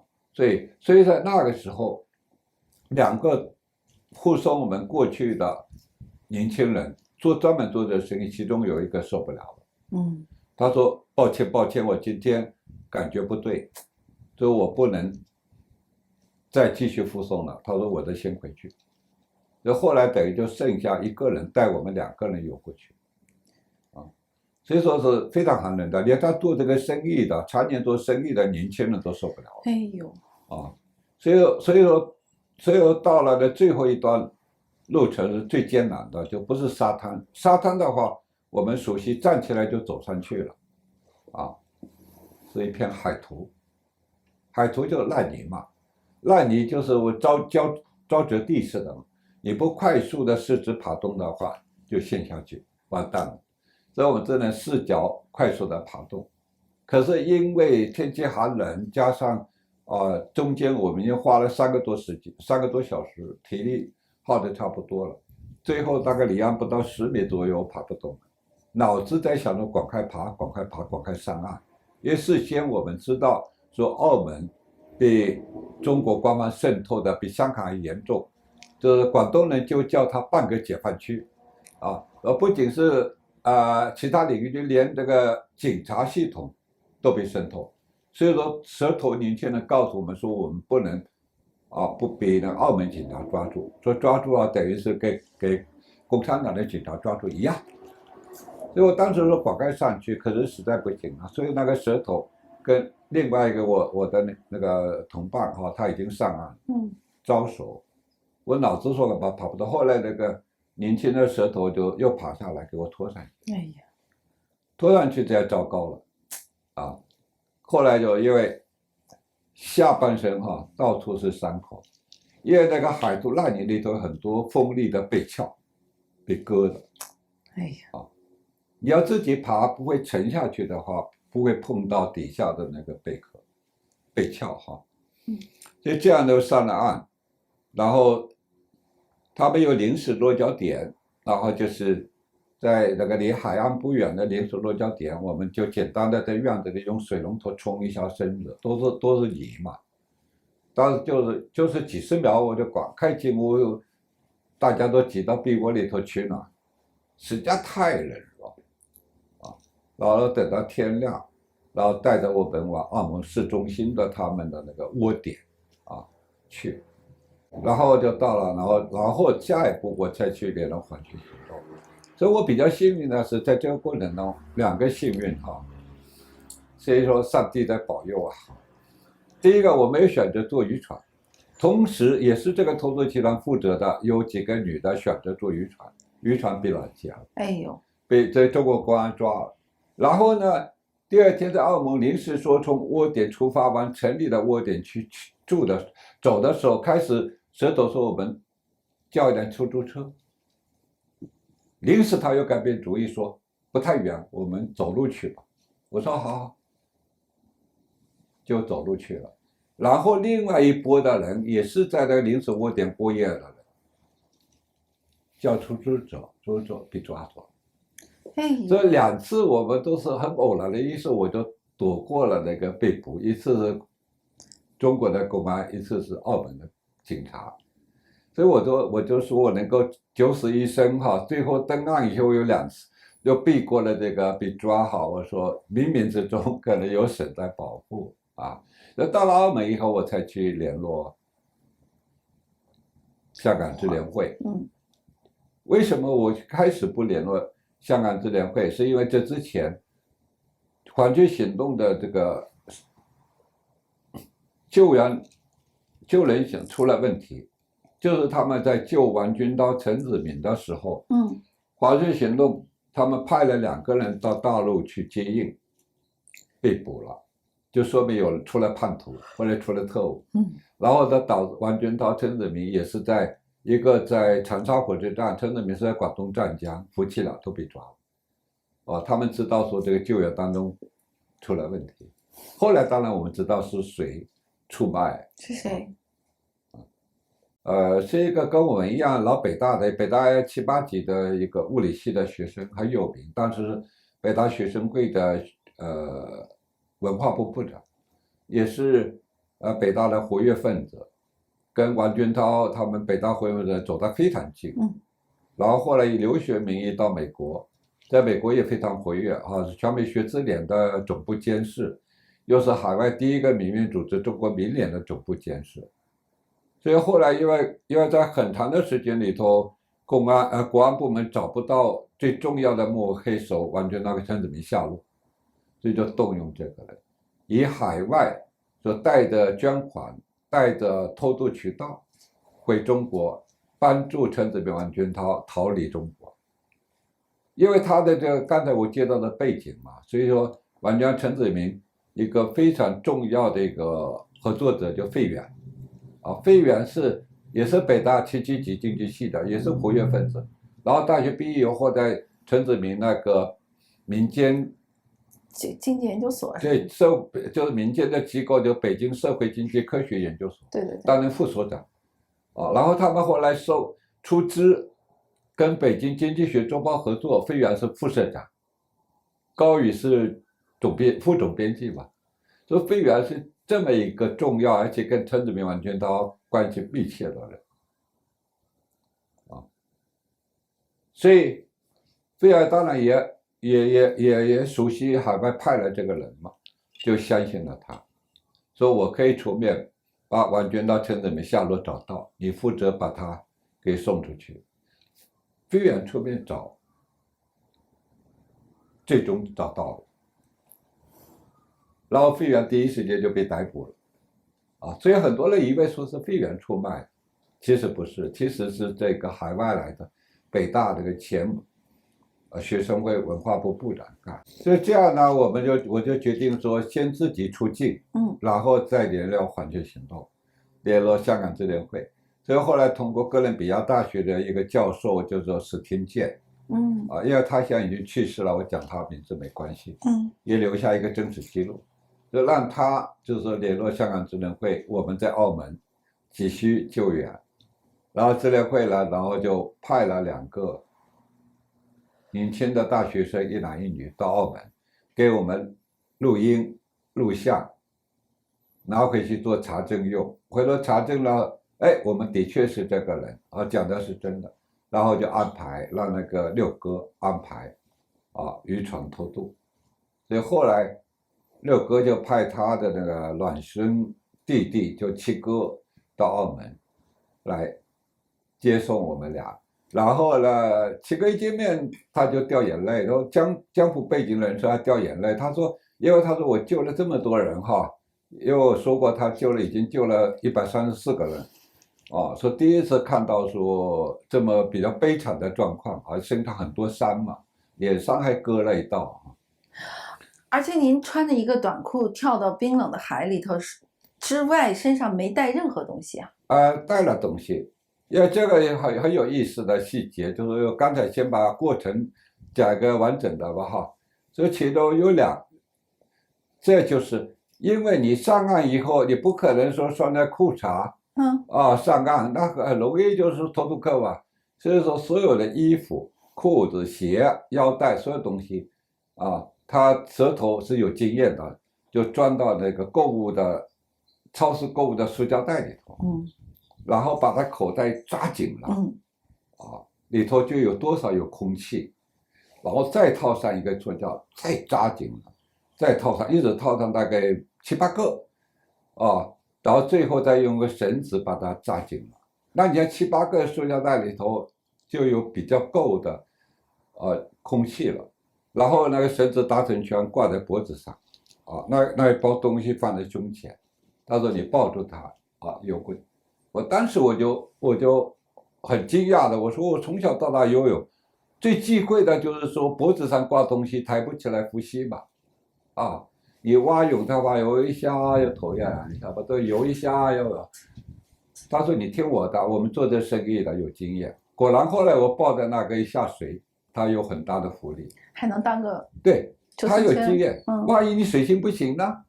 对不对？这等于就是一个救生圈嘛。你不能带着救生圈、救生器材深夜穿过边境地区，那很显然就会举报你嘛，偷渡客嘛所以这是一个。另外一个就是救我命的，这他们的另外一个经验。下水之前，他强迫性的说拿了一桶那个装桶比较大的一瓶浓缩的人参蜂丸浆，一定要喝下去，一滴不剩。他说你不管好喝不喝不好喝，一滴不剩。因为我在北大读研究生的时候，为了提神，也是隔三差五喝那个人参蜂丸浆，北京人参蜂丸浆，但是那个很小，只有大概每一瓶只有这个小拇指大，小细管插进去，对，他那个是比较粗大，是那一瓶等于我那个瓶子喝，他至少4瓶到5瓶喝了。我想相信专业嘛，对不对？做文献你得相信我呀，但是做偷渡你得相信他呀，对不对？我喝了，那救命，因为那个高热量的东西，所以在那个寒冷天气下，体力消耗快的话救命。要么不是我抱着大竹竿可能就救自己的，可能早就脚就抽筋了而且可能也浑身发热，你也不那么冷。对，他说就那个东西浓缩的人像蜂丸浆救命嘛，它高浓度的热量嘛，对吧？比你巧克力的热量高多了，对不对？所以呢，说我们必须得相信专业。所以我幸亏是没有偷偷的扔掉，我喝的一滴不剩，救了一命。所以这就是偷渡它的一个小插曲，对。所以我那个时候除了衣物以外，我就带了一张小纸条，就是一个地址，就是香港的一个地址跟电话，是一个北京朋友给我的，说万一需要的话，你可以打这个电话，是他的一个亲戚还有就带了我一个纸东，就一份公安部的通缉令，那个现在是文物了，我想带在身边的，这一次我特意从储藏箱里头把它找出来，我说要带到身边。就是中国公安部通缉令，上面就是通缉这个陈泽民、王军涛，包括柴玲、彭中德，还有陈泽民的太太王之红，5个人的，6个人，还有一个人民日报那个编辑吴学畅，就是89年所谓伪造人民日报号外的人，总共通缉他们6个人。我就想带到海外，给海外的团体或者相关的政府机构看，就是王军涛、陈泽民这有多重要必须得救他。都带了通缉令，现在当然成了那个文物了所以我一般不会捐出来给别人啊。这因为当年随身带过去的就是一本通缉令，一张小纸条，哎呦，其他不能带，带多了怕牵累别人。所以你刚才说带了什么东西就带了。所以七哥看到你遍体鳞伤，身上还划了，脸上还划了伤，他掉了眼泪了。他也是一个见多识广的有江湖背景的人。为什么说黄雀行动找六哥他们作为前线的救援，是因为他们过去从事走私生意，所以从事走私生意的话就有很多社会背景。走私生意的话，你至少跟一些黑社会得有关系啊，才有渠道啊。所以呢，包括在中国大陆的话，他跟武警、公安、边防的人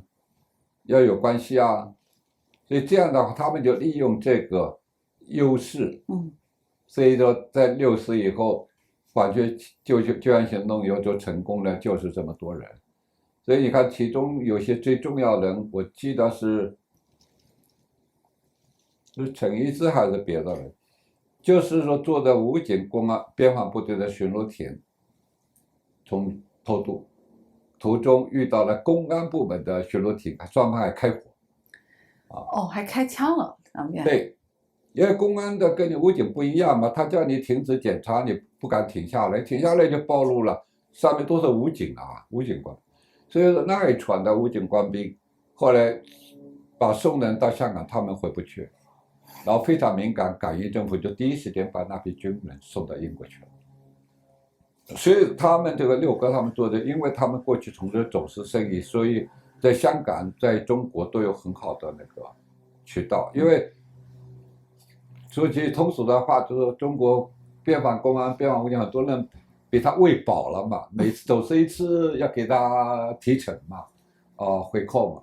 所以说呢，后来加上有些武警或者公安内心里头同情89的参与者，这样所以他们才有优势条件从事这个反曲行动。那更细的东西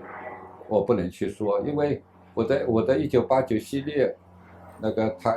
台湾中央广播电台写的系列文章，我已经非常注意到别人的安全，非常有分寸的写了这个相关的这个偷渡过程。结果还有很重要的一个朋友，就是跟反曲行动有关系，要求我下架，有4篇文章。我说既然你认为有问题，我就下架。所以反曲行动很多东西可能细节可是没法说，所以我只能谈我自己个人的跟反曲行动相关的。所以到了香港以后，当然一切就没问题了，所以所有东西都是相关的团体跟朋友在帮助然后第一时间就跟六哥，我不是说应该讲过了哈，就是彻夜长谈之后，第2天就有立法会的一个民主派议员陪着我到香港入境处去自首，因为偷渡毕竟违法了哈，咱们的守法，所以自首，在那个偷渡入境的这个认罪书签名，然后呢，他呢就把我送到那个新屋岭的那个拘留中心，要走程序，审查，所以在新屋岭中心我待了大概3天或者4天，然后经过他的所谓的身份的甄别，那个甄别是很详细的，很专业的，就包括我在89年之间参与的事，一件事要说清楚，他一一做记录，后来那个甄别的官员说：“哎呦，吴先生，你这都可以写本书了，你看从第1天到最后1天，你都在第一线可以写本书了。”然后要画出我的政法大学的那个整个校园图，教学大楼在哪里，办公楼在哪里，你的宿舍在哪里，然后有几个大门，你说党委书记是谁，校长是谁，当然这些对我没问题，但对他们来讲是最重要的识别你的身份的一个过程。后来都3到4天就通过了，通过就给我一个临时的一个身份，就随身带，因为香港警察随时被查，然后等待去第三国。所以我在香港从3月初吧到7月5号离开，等了4个月。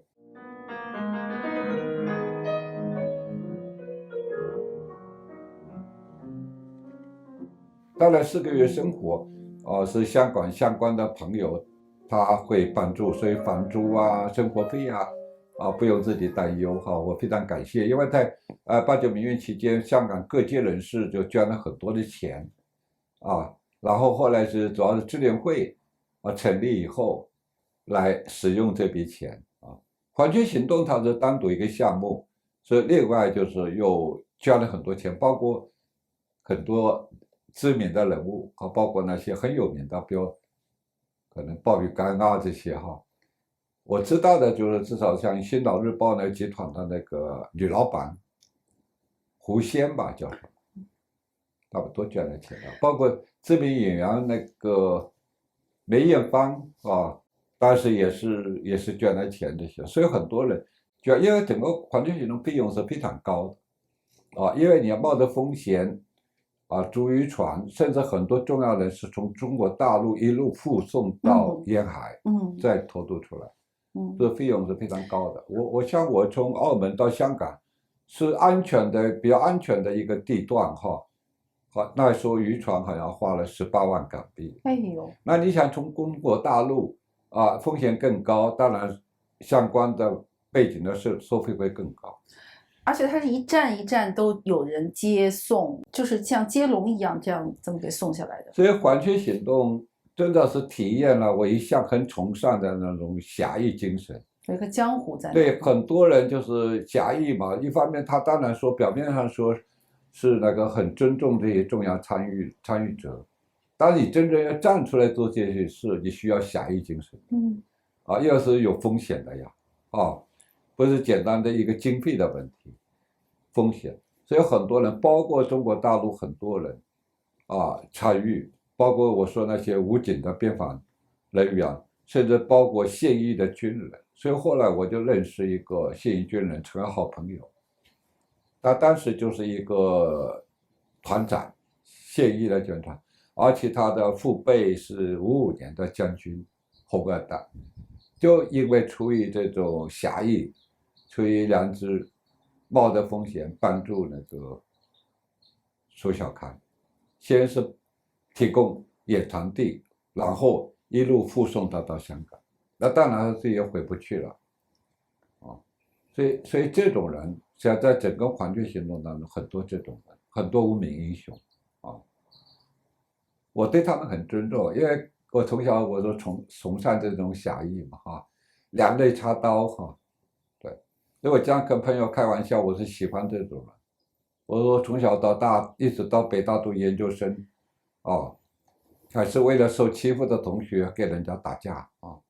说两肋插刀插满了刀就是两肋插满了刀。对，两肋插满了刀。我说从小到大，从幼儿园开始一直到研究生，你想，所以在北大本科的时候，那场架打得惊天动地的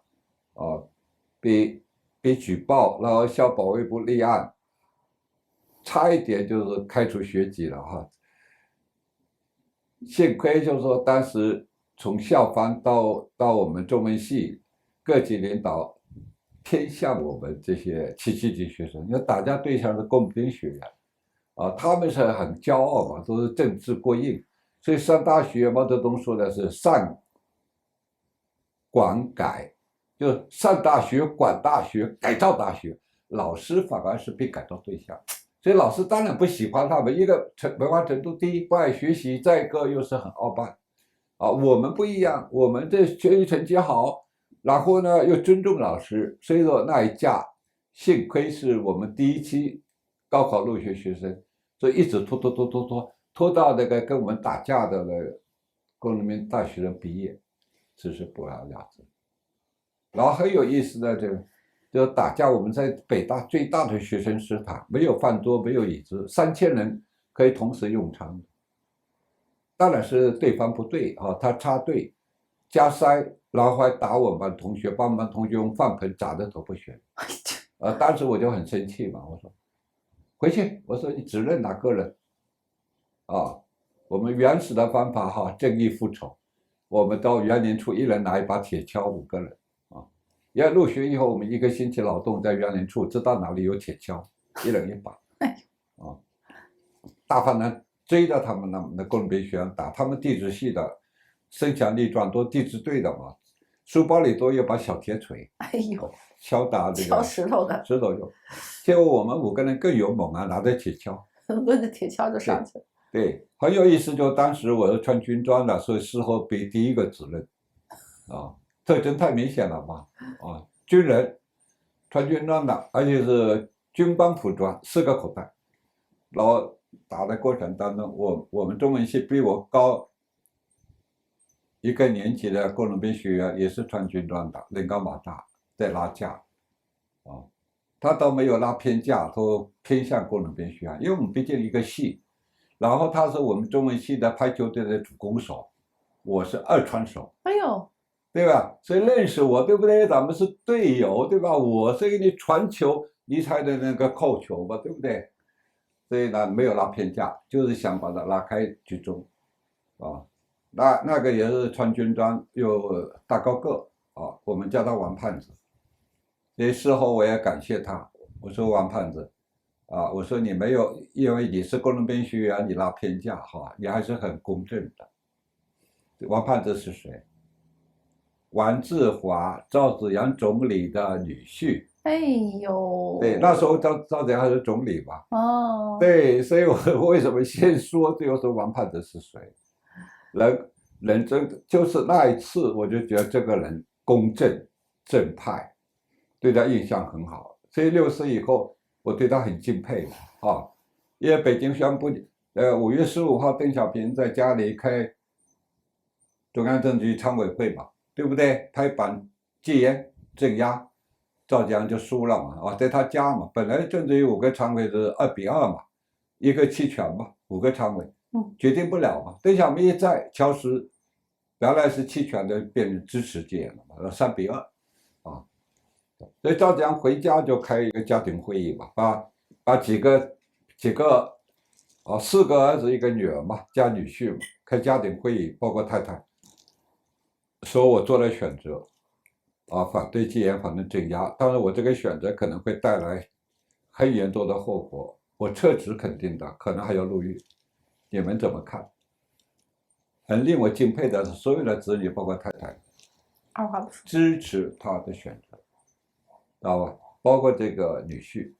所以后来4个儿子当然因为会说牵连嘛，所以咱最后都不在家了。60以后啊，都也赵紫阳夫妻当然也想保护他，所以最后软禁期间一直到死，实际上是女儿跟这个女婿一直陪伴到最后。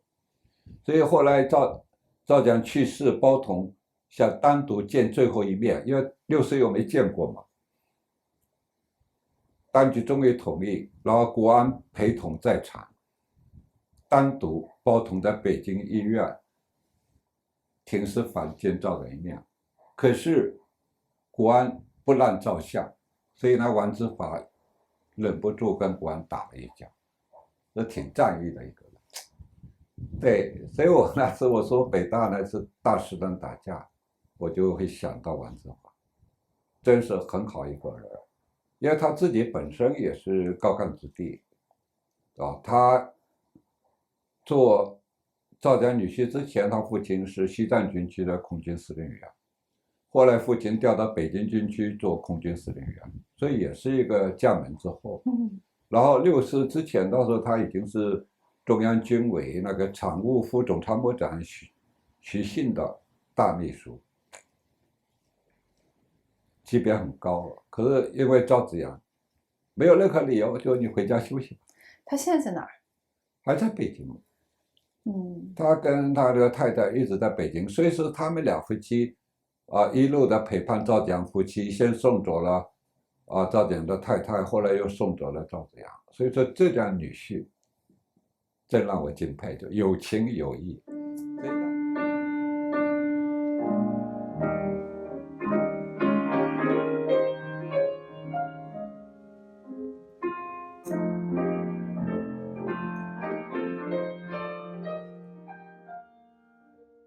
我2015年还有2016年连续在全美的德州扑克比赛的一个项目当中得冠军。哇！所以我有2个大奖杯，我就特意又去搜寻新洛所是什么地方，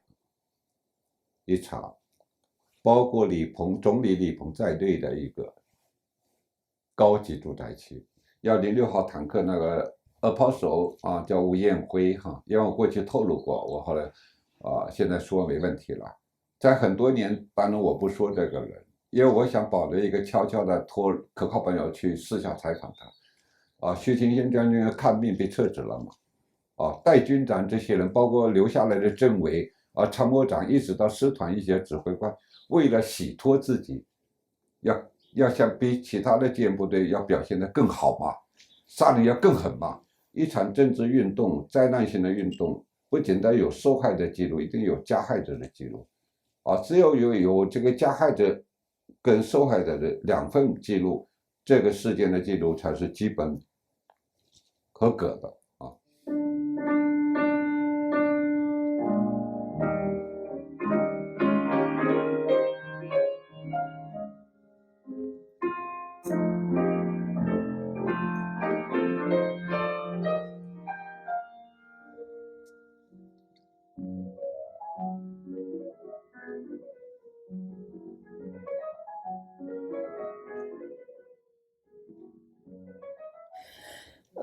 然后就要问您一个，我一直想问，当然您书里也讲过，您现在再具体讲一下，就是刚才您反复说到的，核查，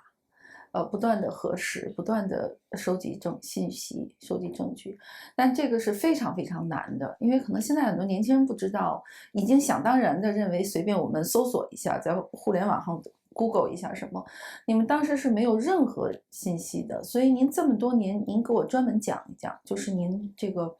收集信息、收集资料、考证的这个方法和中间的困难，然后你怎么克服的这些困难？对，因为你想做那个社科人文研究的任何项目题目资料室、图书馆或多或少都有现成资料。包括专著或者包括一些论文。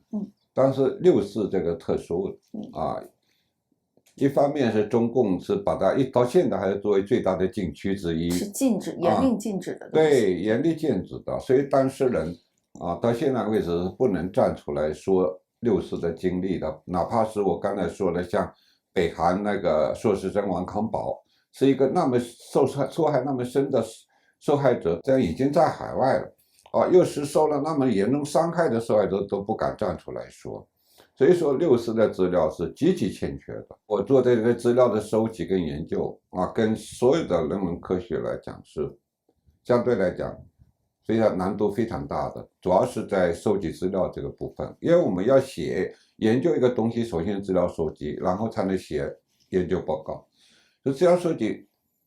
一般人不可想象的那个难度。你像我学国学的。过去说要做一个国学方面研究项目，也是花很多时间到全国各地的图书馆上本市去看所有的版本，也是花很多时间。但毕竟是在各图书馆里都有相关的上本书，只是说借阅比较困难，但是还是有，6·4没有。所以这样的话呢，资料收集真的是一个不可想象的。所以在互联网1994年，我记得中国有互联网之后那时候才有的，所以在那之前，我只能尽量的找一些官方出版的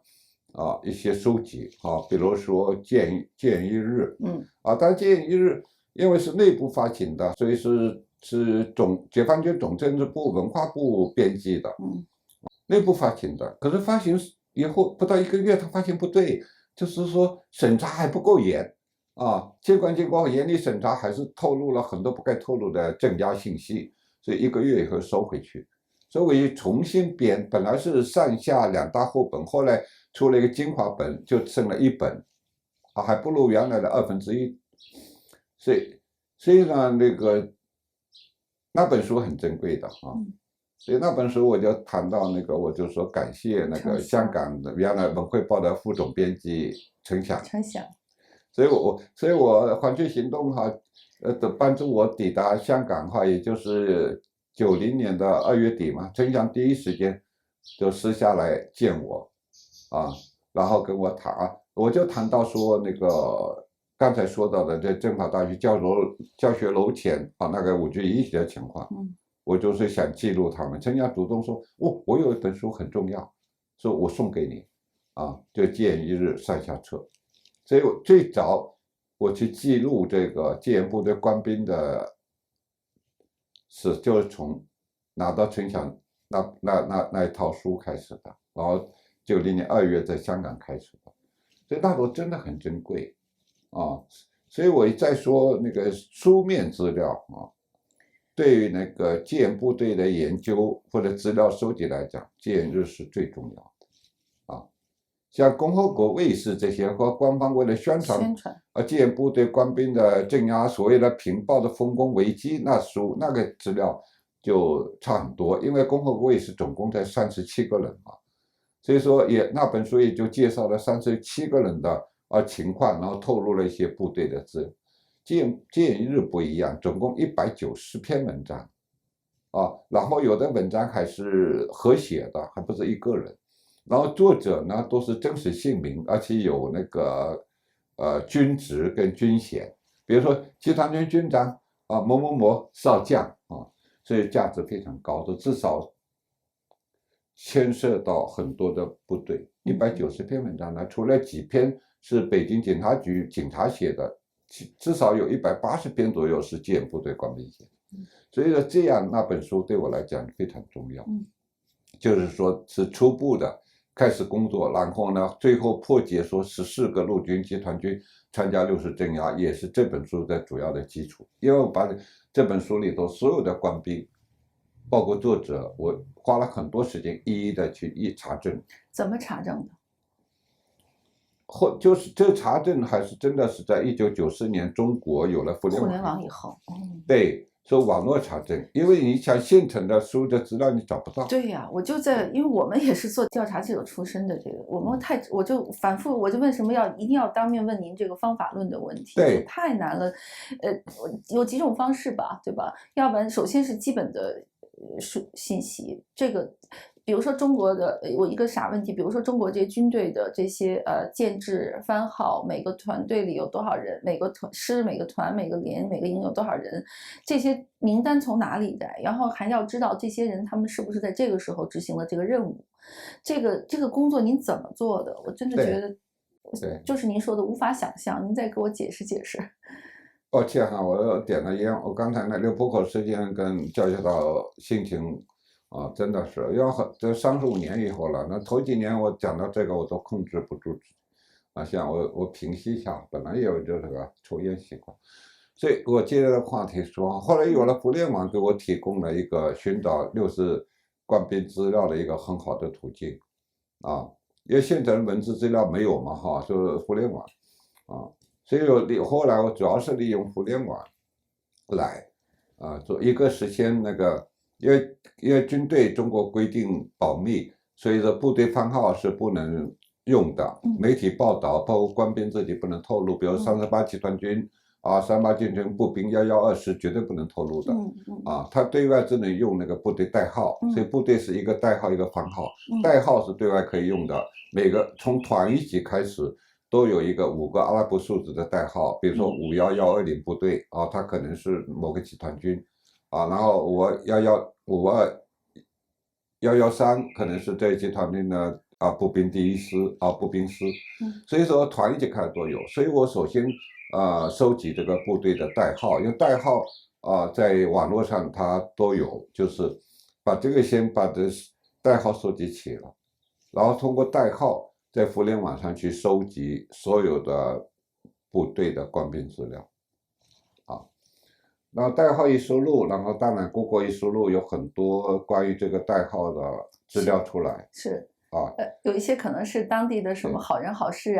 对团队的什么过年的什么送温暖军民联欢是吧？是这种我不断的横向比较的。对，他会用部队代号，用部队代号是允许对外使用，所以说代号先收集起了。OK。然后呢，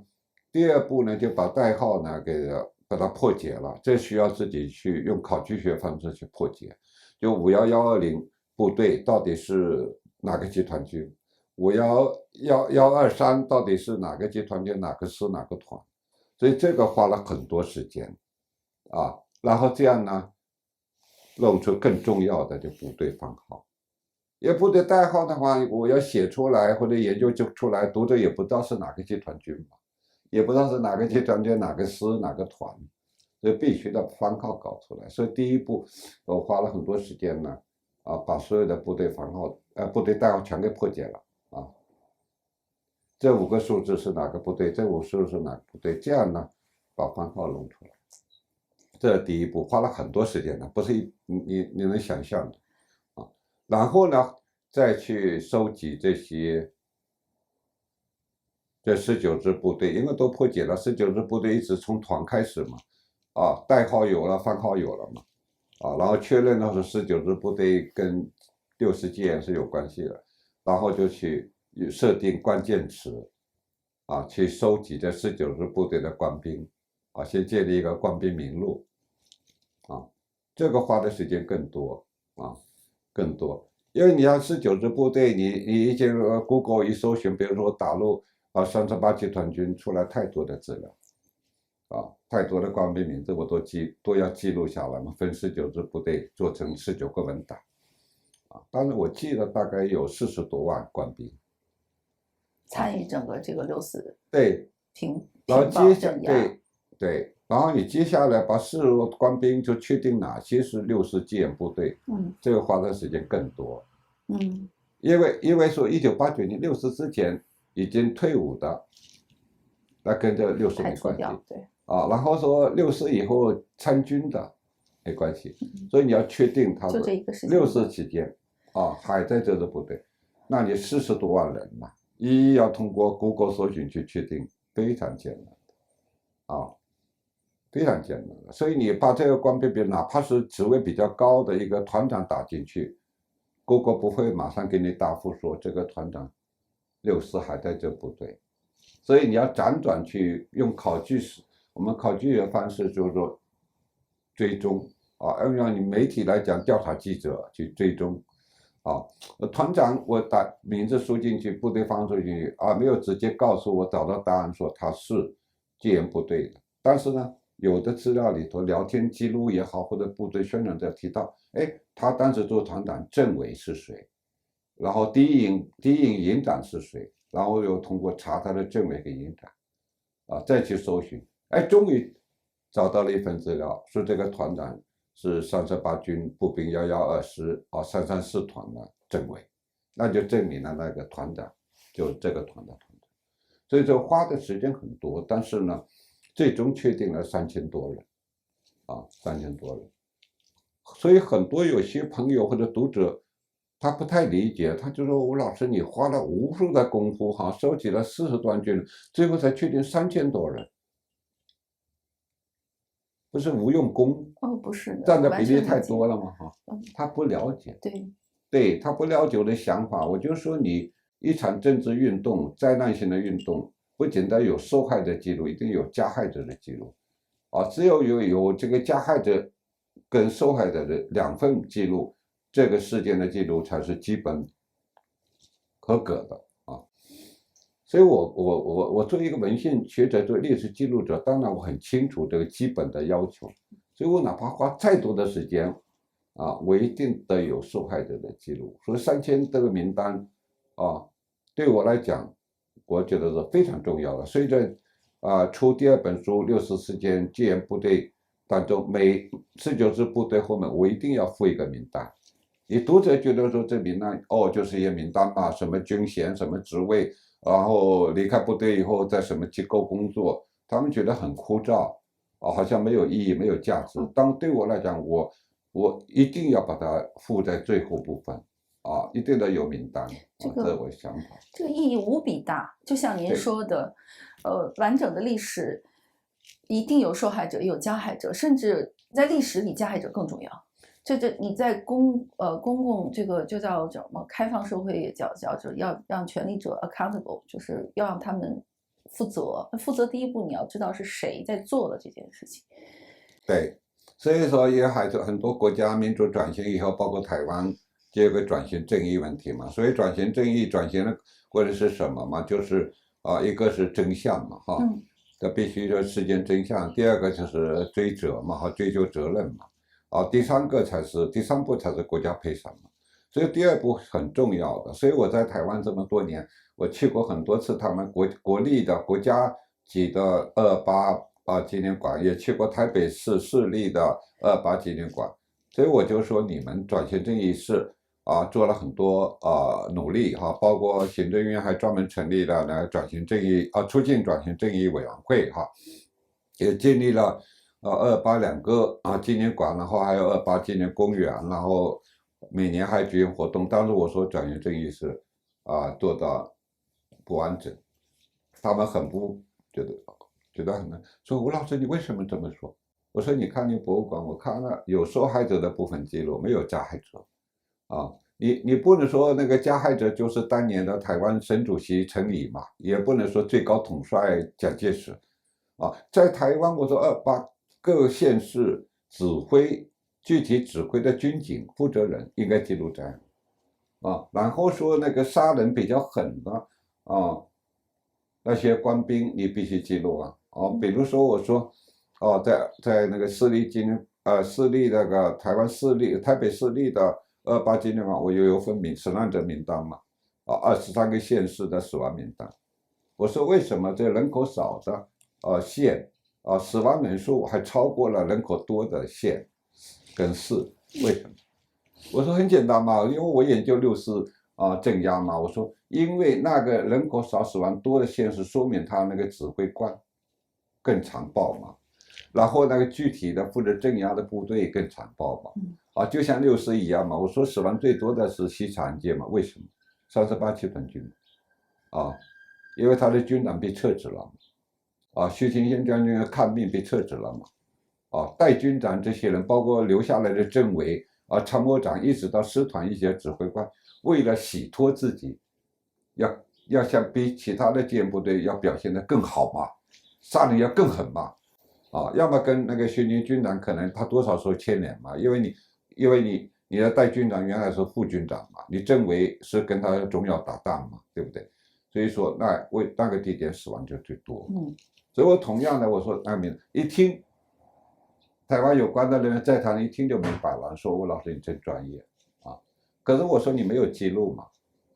你人口少死亡多的那个指挥官一定要把它找出来嘛，很容易的嘛您这其实也在给那些相对就是比如说像那个徐军长，比如说像这些他因为虽然他是解放军或者人民军队里面的人，但他每一个个体他其实的行为和选择是不一样的。您把加害者清楚的钉在那儿，其实也是对拒绝加害的人的一个公平，就是其实您在用自己的力量在给这些人公平，因为我们也不能说人民军队里面全是坏人，相信很多也是好军人。对，因为这我都是很客观的说的因为一个你是加害者记录在案，说杀人凶的部队包括他的各级指挥官记录在案，一个是给受害者一个公平的交代，另外一个实际上也是我们老说，因为搞历史老说以史为鉴嘛要给以后的军队那些指挥官那些官兵一个警告你们如果手上沾了血，会有历史记录者把你记录在案。对，再一个也是给那些没有开枪杀人的戒严部队官兵一个肯定。所以我很客观的说，我说进京的戒严部队19支部队总共20多万如果都像38集团军那样杀人的话，那死亡的人不是几千人几万人都打不住因为当天镇压开始的当天晚上，至少有100万以上的各界民众在拦阻戒严部队，为了保护天安门关南学生。对所以那死亡不是说就几千人了，而且主要是西长安街嘛所以我就说这种记录就刚才你所说的有多重的意义在里头所以我要花更多的，哪怕花更多的时间，再多的时间我必须要做所以谈到资料收集呢，还有一个就我是设定关键词嘛这是跟我专业有关系的嘛哈，因为 Google 大家都知道，你搜寻什么东西要打入一个关键词，完全是取决于你用什么对关键词来搜。对，大家都会哈，但是你输入关键词不同的话，你结果 Google 完全给你的资料完全结果不一样。对啊，所以这实际上就牵涉到我的专业嘛，因为我专业我们基本课程里头就有个目录学，啊，那目录学就告诉你，主要是告诉你怎么分类的，啊，知道分类你就知道到哪去找嘛，啊，到图书馆找资料，你知道分类才能找，啊，要么那么多图书馆那么多藏书，你到哪？所以 Google 互联网搜寻也是这样，所以你有一个目录学的概念，分类的概念，那你设定的那个关键词就会比普通使用者更专业。然后呢，当然我也不是说用一个关键词，啊，比如说64，啊 ，Google 进去会出来很多资料，但是会遗漏更多的资料，因为64本身敏感词。戒严部队官兵聊天的话，也不敢提64，可能或者习惯他们也不提64，他们提平暴啊，就平息反动暴乱。然后呢，一些反对镇压的当事人不敢用的敏感词，敏感词的话，那马上会有问题。所以你光用64作为搜寻关键词不够的啊。戒严部队啊也会出来一些资料，但是也是不完整的。所以我当时从我们专业角度看，我设定了40个以上的关键词，啊，开枪，啊，抢救，啊，遗体，戒严部队当然有了啊，装甲车、坦克，啊，我考虑非常细的，就是说尽量做到不遗漏，啊，所以这样的话呢，我可以说啊，这个专业训练帮助了我，所以说我可以说互联网。啊，别人如果没有专业训练，不知道设定40多个关键词的话，他绝对不会得到我这么比较好的一个搜寻的结果。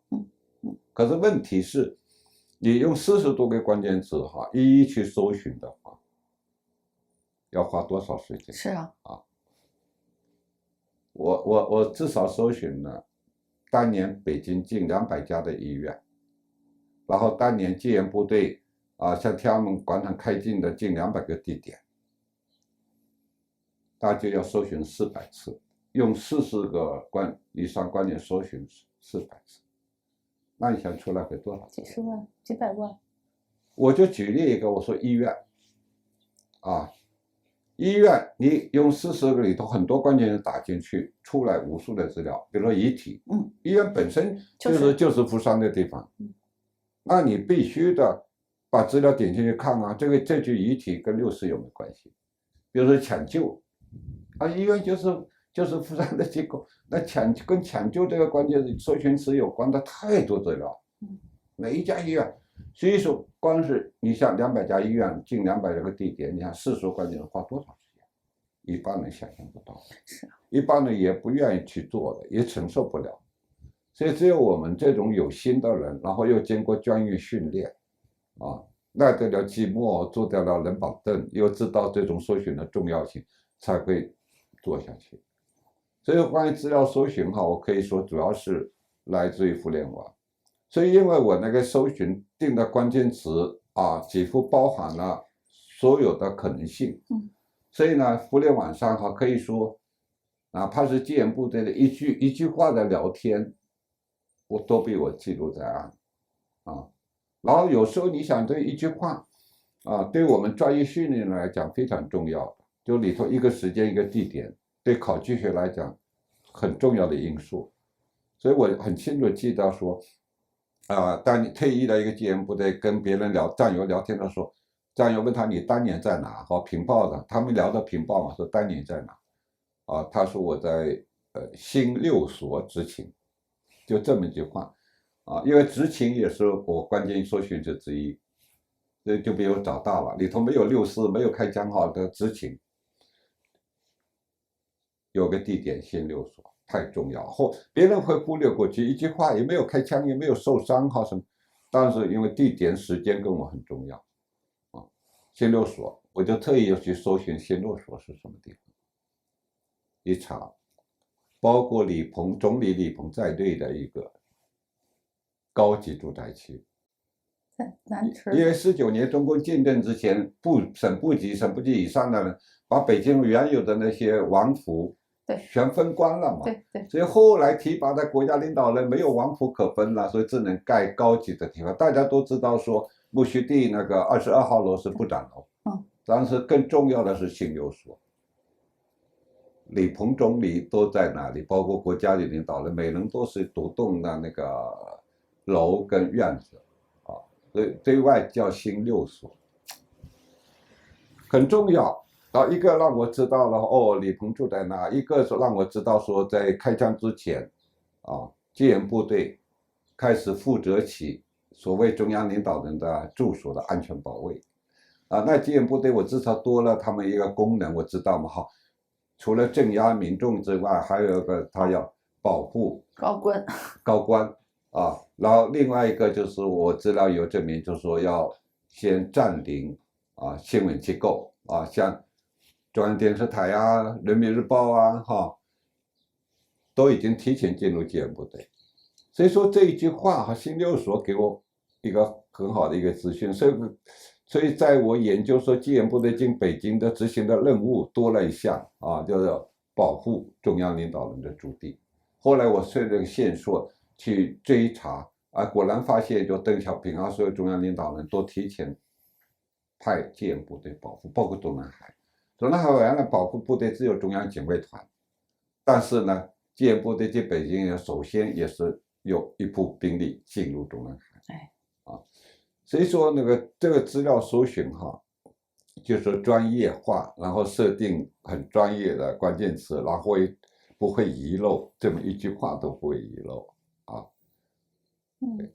您这中间有没有您比如说被您锁定的一些人，他们用各种方式找到您，说你把我说错了，你给我写错了，但实际的情况是什么样的？这么漫长的20-30年中间有没有这样的情况？说实话，我倒希望说被我记录在案的3000多戒严部队官兵能够通过渠道联络我说，吴先生你记录错了我不在这个名单里头。这从我们文学学者角度来讲我们应该要随时纠错的嘛。刊物我们很担心说记录错误嘛。你找我倒真的很欢迎，可是可能64这比较特殊的情况，或者是我的记录还算比较准确这么多年过去还真没有说戒严官兵部队找上门来。一个也没有。对，一个都没有。包括那个106号坦克那个2炮手叫吴彦辉因为我过去透露过，我后来现在说没问题了。在很多年，当然我不说这个人，因为我想保留一个悄悄的托可靠朋友去私下采访他，想知道那个坦克的车长是谁，驾驶员是谁，知道吗？后来因为有一次在推特上有网友一直追问这个人，我就控制不住情绪，我就说了，他们一看吴先生的记录，吴老师记录里头有他的手机号码，还真有网友第一时间打手机给他，接通了。网友问说：“你是吴彦辉吗？是那个是河北那个老百钢集团推销员吴彦辉吗？”他说：“我是那说请问你是当年是那个坦克第1师第1团第1营第1连第1排102号坦克的2炮手吗？”他说：“是啊。”然后2个问题一确认，队友就开始骂他。刽子手什么杀人犯有没有骂他？你当时有没有杀过人？我有没有不是骂他，有没有直接问的这个问题？那个推友只是后来也是我们还在谈这个人嘛，他就当时把通话记录又发到推特上了，说我给他打过电话了怎么样后来推友再打电话，吴彦辉不接了。他开始以为是战友，老战友找他来嘛，先确认他身份确认以后，然后会说我也是坦克第1师的后来才发现是骂他来的。哎呀，应该是多问几个问题再骂，怎么控制不住情绪？所以后来我就说，我本来就不想公布，所以找机会对他做一个口述历史，保证对呀，我不会透露我最想知道就是车长跟驾驶员。对呀这样子，所以现在我说反正已经透，那次没控制住自己说了，那就没办法了所以我就谈到这个，所以这记录还是真实的。你看很多年过去因为推销员他轻易不会改手机号码嘛，也要保持跟客户的联络。哦，所以还是当时就打通了啊。哎呦，当时我就想，反正我说透露了就那个，所以呢，倒是没有说别的戒严部队被我记录在案了，说找我，我倒希望我找我。然后相应的关于资料收集，我刚才说了是这对，但是读者哈，很多人还是以为说，哎，吴老师你肯定是有戒严部队的人军方给你提供资料。我也想问您这个问题，对呀，没有要么私下你想给你提供资料？对呀，所以要么你那个对戒严部队怎么记录那么清楚哈，19支部队，然后每支部队那个从集团军军长到团长甚至到士兵都有部分的记录。一般人都会这么想啊，其实没有其实没有。如果能够拿到这些戒严部队自己的记录的话，那太珍贵了，而且会缩短我的收集资料的时间嘛可是真没有像各个这19支部队事后，我因为进入他们的聊天室他们退役军人建立的网站所以说有很多知道每支部队事后按照部队的规定都有一个评报的报告，也像部队出任务一样嘛每次回来有个很完整的报告。当然我拿不到，要拿到的话那当然好，所以只有2支部队在网络上可能被他们这2个内部人透露出来的部分章节的资料，一个38集团军，一个27集团军，所以那资料很珍贵，因为时间、地点、人物都确认。因为我刚才讲就是说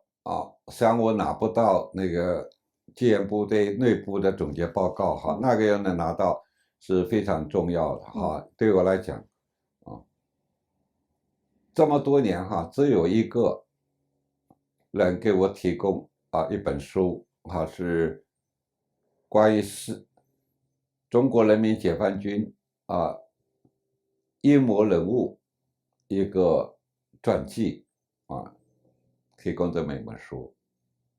里头有一部分就是关于那个60戒严部队的共和国卫士37个共和国卫士的记录。后来他是用匿名的方式邮件发给我的但是我看了那资料以后，我就知道，我就确定这个人是位军人，而且职位不低。一是这本书是内部资料一般人拿不到的，是军方的内部资料。第二个呢，很有意思的是细节是他只有在60戒严部队的共和国卫士这部分他没有抹掉那个部队的番号，其他的各个时期比如说抗美援朝时期对于79年对越那个作战时期那些资料他把部队番号都给他抹掉了，所以我就知道他是有个保密意识的军人所以只有提供了这么一个，当然我是很感谢他，因为他是知道我的需要，所以那部分的部队番号尽管他有保密意识，他还是都给特意留的。所以唯一拿到关于资料来源就拿过这么一本书，所以他匿名的我也没法感谢他，但是像内心里头我是感谢他的，因为一下子把这个37个共和国卫士所在的部队番号等于都很清楚很明朗。所以网络上本来我收集到37个共和国卫士当然都收到了包括共和国卫士中国官方出的那本书，但是里头没有部队番号再一个呢网络上收集到37个共和国卫士的话呢也有遗憾的地方细节比较少，但是这个内部资料细节就比较多了所以说还是感谢这位提供者。还有一个问题比如说我们都知道的，因为就算当时有的信息很多在很多网站消失了，很多信息审查了，还有这个数据库它不断的自我更新，我都知道，因为我们也做记者，也是要不停的搜索资料，横向比较，经常会这个网页去年还在，今年就找不到了，所以这个不断的去跟审查做斗争，然后还要不断的去更新这个信息，这个过程中间，有多难？您再给我讲讲。您老是把困难放得非常轻，但我们有知道有多难。对，你说的对的，因为互联网的审查包括一些题材的敏感，所以造成很多网站它会消失暴增。对我来讲，我就是说一些聊天记录他网站的管理者版主他会及时把它删除，所以说造成我就说，我一直在追踪嘛退役军人的这个网站跟聊天记录，特别是聊天，我一发现这个牵涉到64。很多论坛您说的聊天记录因为大家现在想的聊天记录是微信群，其实您那个时候在找的可能是很多论坛BBS 这些小的这些群。对，那时候还没有微信，也没有微博，幸亏没有。对，所以主要是退役军人建立的他们的退役军人的网站，然后呢就是 BBS 群对，然后对，然后主要还是那个 QQ 群，所以说聊天记录呢很容易会消失的，因为一个是可能容量的问题，还有更重要的可能就是版主管理者敏感，他一看你聊到64了，可能随时把你删掉。所以在追踪过程中，一旦碰到跟60有关，我真的是离不开那电脑了，我就怕我一离开可能最关键的那个人名、那个部队番号或者那个时间点我就没有记录下来。所以那一段时间说真的，我是除了那个很困了睡一会，吃饭我都很简单的微波炉热一下，然后坐在电脑前面吃所以就怕消失。后来过了很多年，我去再找那个重要的一些网站就没有了，是吧？对，比如说我记得很印象深刻，就是28集团军退役军人建的一个网站，就战友网站。就从那里头我就得到很多的资料，因为28集团军跟38集团军是有特点的在戒严部队19部队，28集团军就是那个军一级的领导人集体的消极抗命，所以就造成了对官方来讲表现是最差最恶劣的一支部队就是后来我们很多看到在西长街上很多装甲车军车弃车而走的那些军人，逼烧嘛，就是他们28集团军一个整体的领导人集体消极抗命，然后就撤走了嘛。所以后来粉红也是利用这个说暴徒烧军车什么，看他不知道时间点也不知道原因，所以28集团军的网站呢，我就经常去追踪，所以得到很多有用的信息特别是收到2张照片一张是28集团军当时的军长何彦兰少将一张是那个当时28集团军的政治委员，就是张明春少将。这是过去我收的几千张照片里都没有的，因为这2个带头消极抗命最重要的嘛，我收到照片，而且是在北京60戒严期间的照片很珍贵，所以一般人是查不到收不到的互联网上。所以呢就是说这些一旦遇到特别是聊天，因为很多退伍军人网站里头有一个专门栏目就战友重逢所以呢他们就会在这个栏目里聊天那一旦我发现说我聊到64我就离不开了。还有 QQ 群QQ 群也很有意思的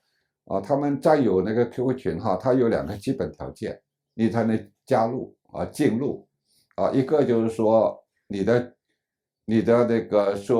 说出你当时在这个部队的职位具体番号。第二个呢，你得说出当年的2个战友的名字这对我来讲太容易了，我已经掌握了19部队的很多名单嘛随便报2个很容易您就可以随手那我就可以混进去听了嘛，对不对？所以就听。我通常不说话，因为说话你容易被暴露嘛因为很多当年的战友在里头直到关键的时候我会插一句话，比如说聊到这支部队一个团长或者一个师长比较关键的一个领导人。如果我记录下来，我通过他在互联网搜寻，可能发现更多的，我就忍不住我会插一句，我说当年的团长我记得是叫某某某哎，瞎编。当场有战友就指正我说你记忆力怎么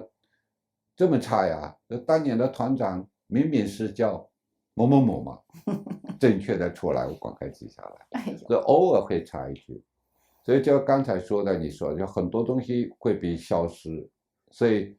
就逼得我到关键的时候，我就一步都不能离开。而且您还有一个困难，就是您是在美国，对吧？所以永远都是十几个小时的这个黑白颠倒的时差。那您过的那个时候是个什么生活？对，那时候我真的是，颠倒日夜。所以说，特别是碰到这种聊天里头重要资料的时候，根本顾不了时间，没有时间概念，啊，就是一直到他们聊天结束才结束。然后你特别搜寻那个，比如说用40个关键词在搜寻某一家医院或某个地点的资料的时候，我不把这一家医院或者这个地点资料看完，我停不下来。为什么？你再搜寻一遍的话，又从头开始，那浪费太多时间。所以我一定要坚持把它看完。可是单单一家医院的话，40个关键词进去的话，要花很长的时间搜寻，所以我一定要告一个段落，我才能停下来去微波炉热一下剩饭剩菜吃一口饭，实在太饿。所以说真的是没有这个白天黑夜的感觉，而且没有这个时间的概念。包括我那个64实验戒严部队那本书我是2019年5月份出版的，出版之前那2个月做最后的修订。我是在一个朋友办公室那个里屋小房间里头完成的，那个小房间是没有窗户的，等于是白天跟晚上一样，漆黑一片。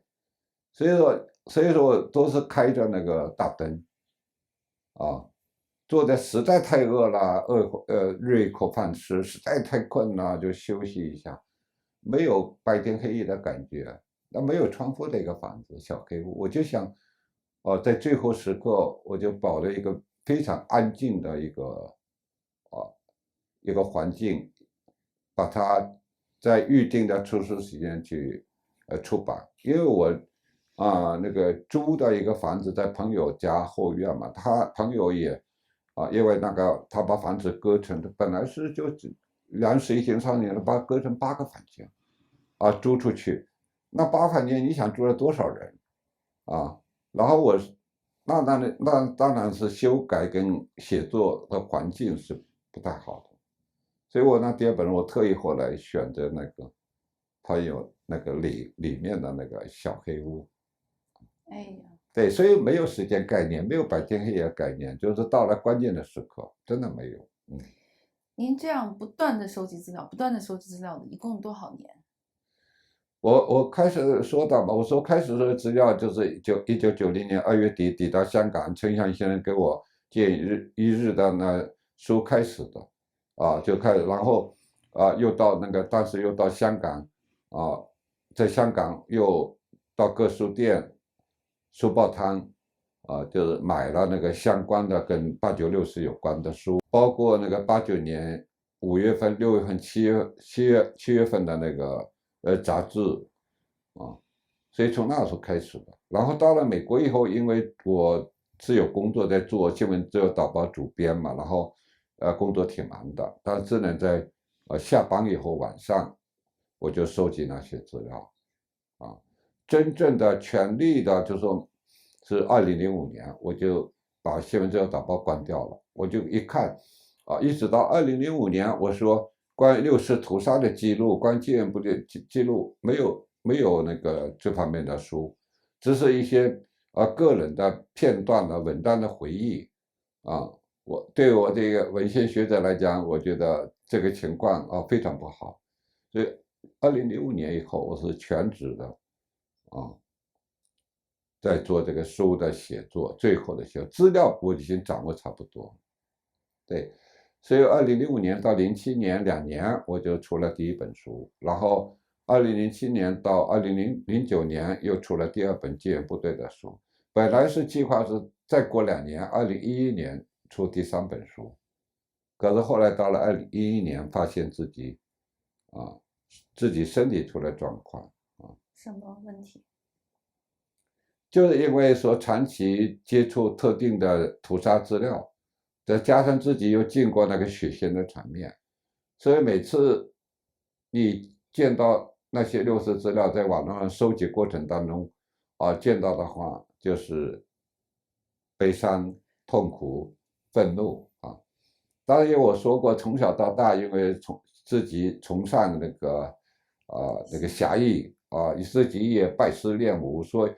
意志是非常坚强。可是因为这么多年一直接触特定的材料，慢慢的累积的伤害，到了2011年就爆发出来。就要准备出那第3本书之前，那个书所有的初稿都完成了，就是剩最后的修订没有完成。所以有朋友当然也跟我谈过，我也知道，就是说旧金山有个年轻的女作家张春龙嘛，就是因为写了一本南京大屠杀书，接触了他认为非常残酷的这些资料，书是出版了，后来人就重度抑郁症，最后自杀了。所以很多朋友也担心我说我只是伤害累积出来了，所以后来想对第3本书就64事件全程记录嘛，做最后的修订，进行不下去了。每次电脑一打开这书稿，就头脑一片空白，然后心脏觉得压力非常大，一个字都改不下去。多次以后，我就知道出问题了，所以只能停止。后来最后就是委托一个好朋友，我说实在做不了，你帮我不要做修订，你就说把整个文字给我校对一点所以里头还是有点小问题的。那本书我知道，因为本来预想修订的，没做。因为我刚才听您这么说，我也其实很担心，就是不光是现在听，其实多少年前，就从05、06年开始看到您的消息，那时候我还是年轻记者，所以我说您对89的整个这个回忆和记录，在我们当时看来，真的就是黑暗中的一道光，而且是一个师长的一个。在历史里的人，但是他在继续写这个历史，他在回忆历史，就是这种感受。那当时就在想象吴老师要怎么度过每天的生活。我包括自己做记者，都是做了几年，天天看这些苦难就受不了，就停下来，然后去干点别的，但是又回来做记者，又回来做媒体，所以我就非常知道您在说什么。可是还是要问您，就是那么多年你怎么去修复这个精神的创伤？这个是绝对的创伤。我们现在后来知道叫 PTSD， 或者就是说有具体的人需要给你抚慰，去给你消化开导的。你不会觉得您承担的太多了吗？我一直觉得怎么所有的事情都在你一个身上在做呢？是承担很多常人一般承担不了这是事实，就是所以有一些比较亲近的朋友他能知道我这么些年来一路走来是很艰难的个人承担了很多，所以一般外界的人他会比较简单认为说，主要是说付出的代价就是花了时间，然后呢又没挣到钱包括自费出版嘛，都没挣到钱但是实际上说更难承担的是精神层面的。是啊，就我刚才说的，因为你接触的是特定的屠杀资料，自己又是亲身经历看到那些血腥场面，所以你每一次每看张照片或者每看一个64的文字记录就会悲伤、痛苦、愤怒嘛。所以说这种承受外界的人可能不太了解，但只有身边亲近的一些朋友看到我的精神状况一天不如一天所以说我2018年4月去台湾之前，很多朋友说我的气色不好脸色灰白，因为这是精神长期的累积的伤害造成。所以你要靠什么方式想你通常当然说找心理医生给你做心理治疗嘛但是我还是没有用这种方式，因为在美国的话这个费用太高了我说句老实话，到现在为止，我为了省钱，我没有买过医疗保险，我没有做过身体检查。天哪！因为做这种工作本来就是花时间不挣钱嘛，自己还要贴钱进去自费你出版你要自己贴钱所以我主要的这个开导方式，我就是说，后来我就在朋友后院，我就是开了很多地，搭了那个菜棚，种很多蔬菜，然后每天就是洛杉矶干燥嘛，缺水嘛，所以每天以这个浇水的这个理由所有的这个菜地包括瓜果给它浇一遍要花个1-2个小时，然后也可以晒晒太阳。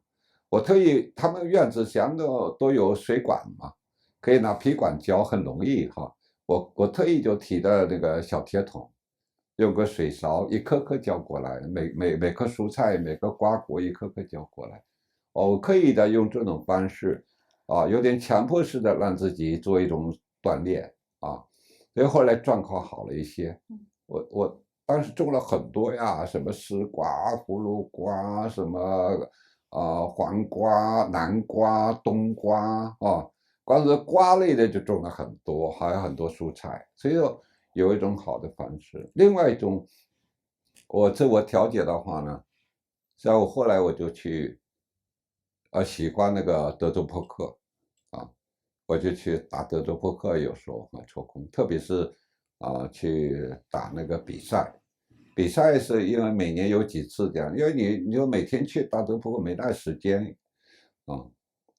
所以这主要一个就是用这种方式来就是说能够调节自己一种精神上的压力或者伤害你说有些活动嘛一个体力式的活动我就种菜浇水，然后精神上那个调剂就是去打德州扑克。所以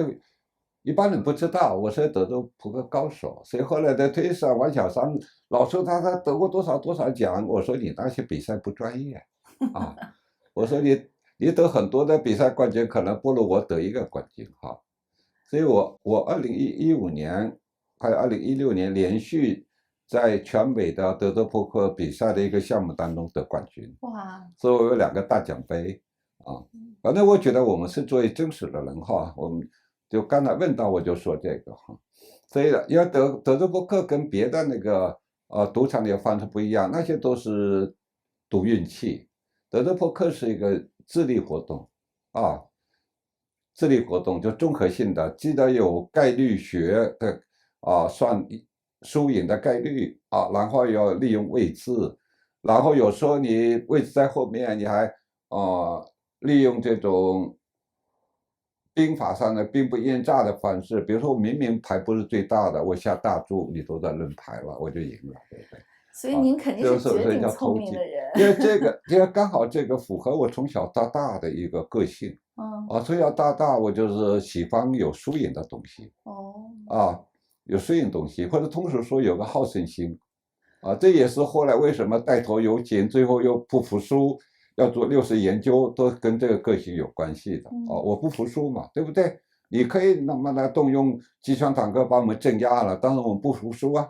对，那我用的方式，我的专业能力，我就给你记录对不对？所以说跟这个性有关系，说从小就喜欢有输赢的，所以从小到大所有的那个牌的打法，包括所有的棋类跳棋象棋军棋我的水平都挺高的，因为喜欢加上呢，应该说智商也还可以所以呢，每学样动作很快，所以后来在研究生。大学跟研究生时期就喜欢了围棋，因为围棋在所有的棋类里头是最需要那个动脑子的所以说呢，我所有日本超一流的棋手那些棋谱我都有的，我一本本买所以后来60匹超家我都知道，棋谱肯定比那些好奇或者喜欢围棋的拿走了啊，所以普斯奖给我保留的书可能都是专业的书，他们也用不上也看不懂，棋谱肯定拿走，那是所以呢我就是喜欢围棋，所以1989年那个年底我已经回到高校，所以政法大学的围棋比赛我是教职员工的冠军，尽管那时候经过6次屠杀心情很低落，我还是冠军。